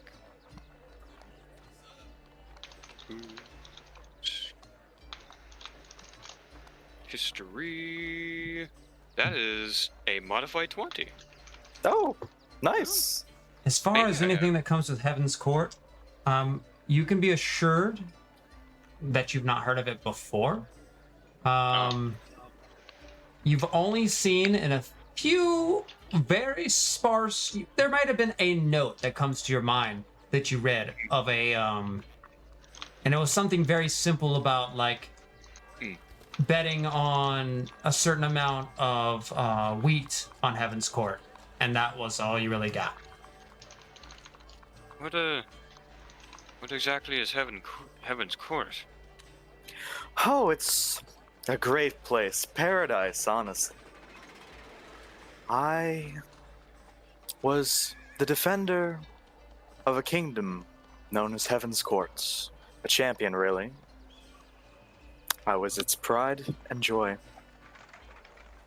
Long story short, I don't know where I am right now.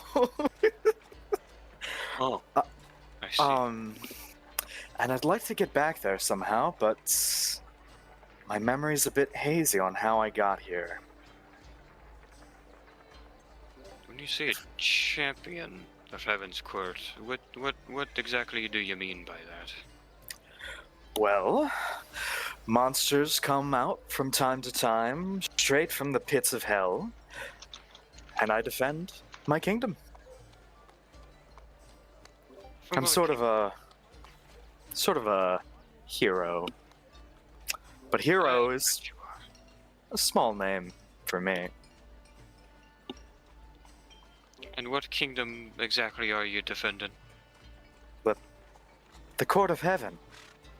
I would expect someone who could fight so well to be able to figure that out. Zafir wants to insight, like, is this guy, like, goofing? Is he crazy? Is he putting on an act? Roll an insight check, and as for you, Arya, roll any check, but roll a d20 and add your modifier accordingly. And you know, sounds good.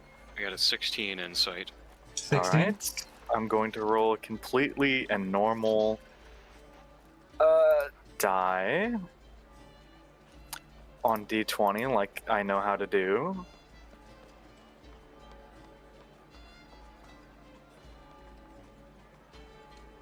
$20. Dirty Arya? 20. How would you? Are you? Or actually, so as far as that goes, what was yours? Zatira 17. It was a 16. 16. As far as you can tell from Arya, he's very confident and very genuine, like incredibly sure of what he's saying. Do I get the impression he's like almost like an actor or gladiator or something?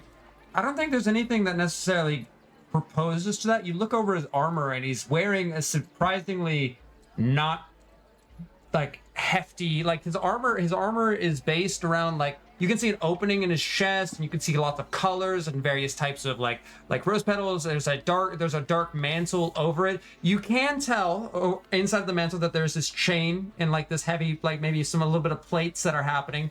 But as far as anything that would go as far as to go gladiator, he's not wearing any typical gladiator attire. And as far as his talking, he's calling himself the champion of heaven, and that's as sure as anything could be. You couldn't say it more confidently than this guy. Does anyone else here know what the heck he's talking about? What that is? Never heard of it. It's heaven, you know. Heaven. Right. Have. And live in the court of heaven. You know what? I'm gonna go steal some of Calicath's bandages. We're gonna wrap them around your head, and you're gonna have a good old sleep, and then I'm gonna ask you questions in the morning. Very well. I don't Yeah. understand your betting practices, but when in... Where are we? This is Crossroads. Yeah, this is Crossroads. When in Crossroads, I guess. Indeed. Ah, All right, we do that then. Yeah, And with that, I'm going to bed. This is. I done too much.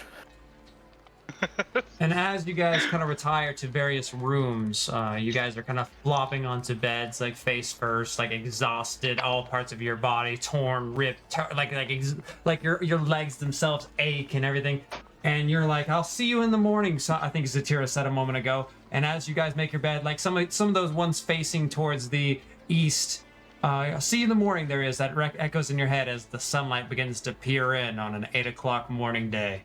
And you guys start to rest and fall yourselves to sleep as the coming of a new afternoon with opportunity and a guide to your goal sits just sleeping in a few rooms away. And we'll call that Damn. for tonight's session. No one says hey to Calicath on their way back? Cool. Oh, yeah. Calicath. Oh, nah, Do we want to do a Calicath thing? nah. Because he's... Calicath, No, as you make your way out, you as you're heading out of Pearl's room, you kind of come out the room, and the last thing you see is a hand of Astrid like shut a door, and you're like and then bedtime. Did you guys at least save that woman? She was split in half when we got there. She was eaten. We found somebody. Shut up. There's that muffled throughout the door. She's been eaten. She's gone. Shut up! You hear from behind one door where Astrid went into. We split in half. We had a great fight. Later. And no random voice. We had a great fight appears. Everyone's in their own room. You're just hearing these voices through the doors. It was a big crocodile alligator. We found a guy helping. We didn't get to the girl in time. His name's Arya. He's from heaven. And he's in hell. Known as Crossroads. Good night. I rather like this place. No, you Go to won't. bed. You haven't been here long enough. You know, Senor Calicat, if you want, I could tell you in great detail the whole story. It was amazing. I'm going to bed. Face to black. Do. Slams. And Yeah, Calicat and is You my standing. sitcom theme. what the You're hell is a sitcom? You're standing in a hallway, and there's 4 or 5, 6 doors talking out to you, and then you even hear Pearl go, "I am trying to sleep, please." And with that, we'll do the Looney Tunes cartoons. Black circle goes to it before it ends in Calicath, and then it disappears, and it's end of the session. We'll pick that up next time. Yeah. We'll see you all He goes to the black. later. That's all, He go- guys. And that's all, That's all, folks. guys. that is it for now, everyone. That is it for now. Wait, no, wait, Domino. Domino, will you give us a that's all, folks, Domino style? That's all, folks. Adios, senors and senores and señoritas. I am Domino Laverna, and that is all, folks. Can you give us a that's all? I am Domino Liverna. That would have been great. All right. Good night, everybody. Thank you so much for being here. I hope you had a great time, and we'll see you next time. Bye-bye. Goodbye forever. Adios.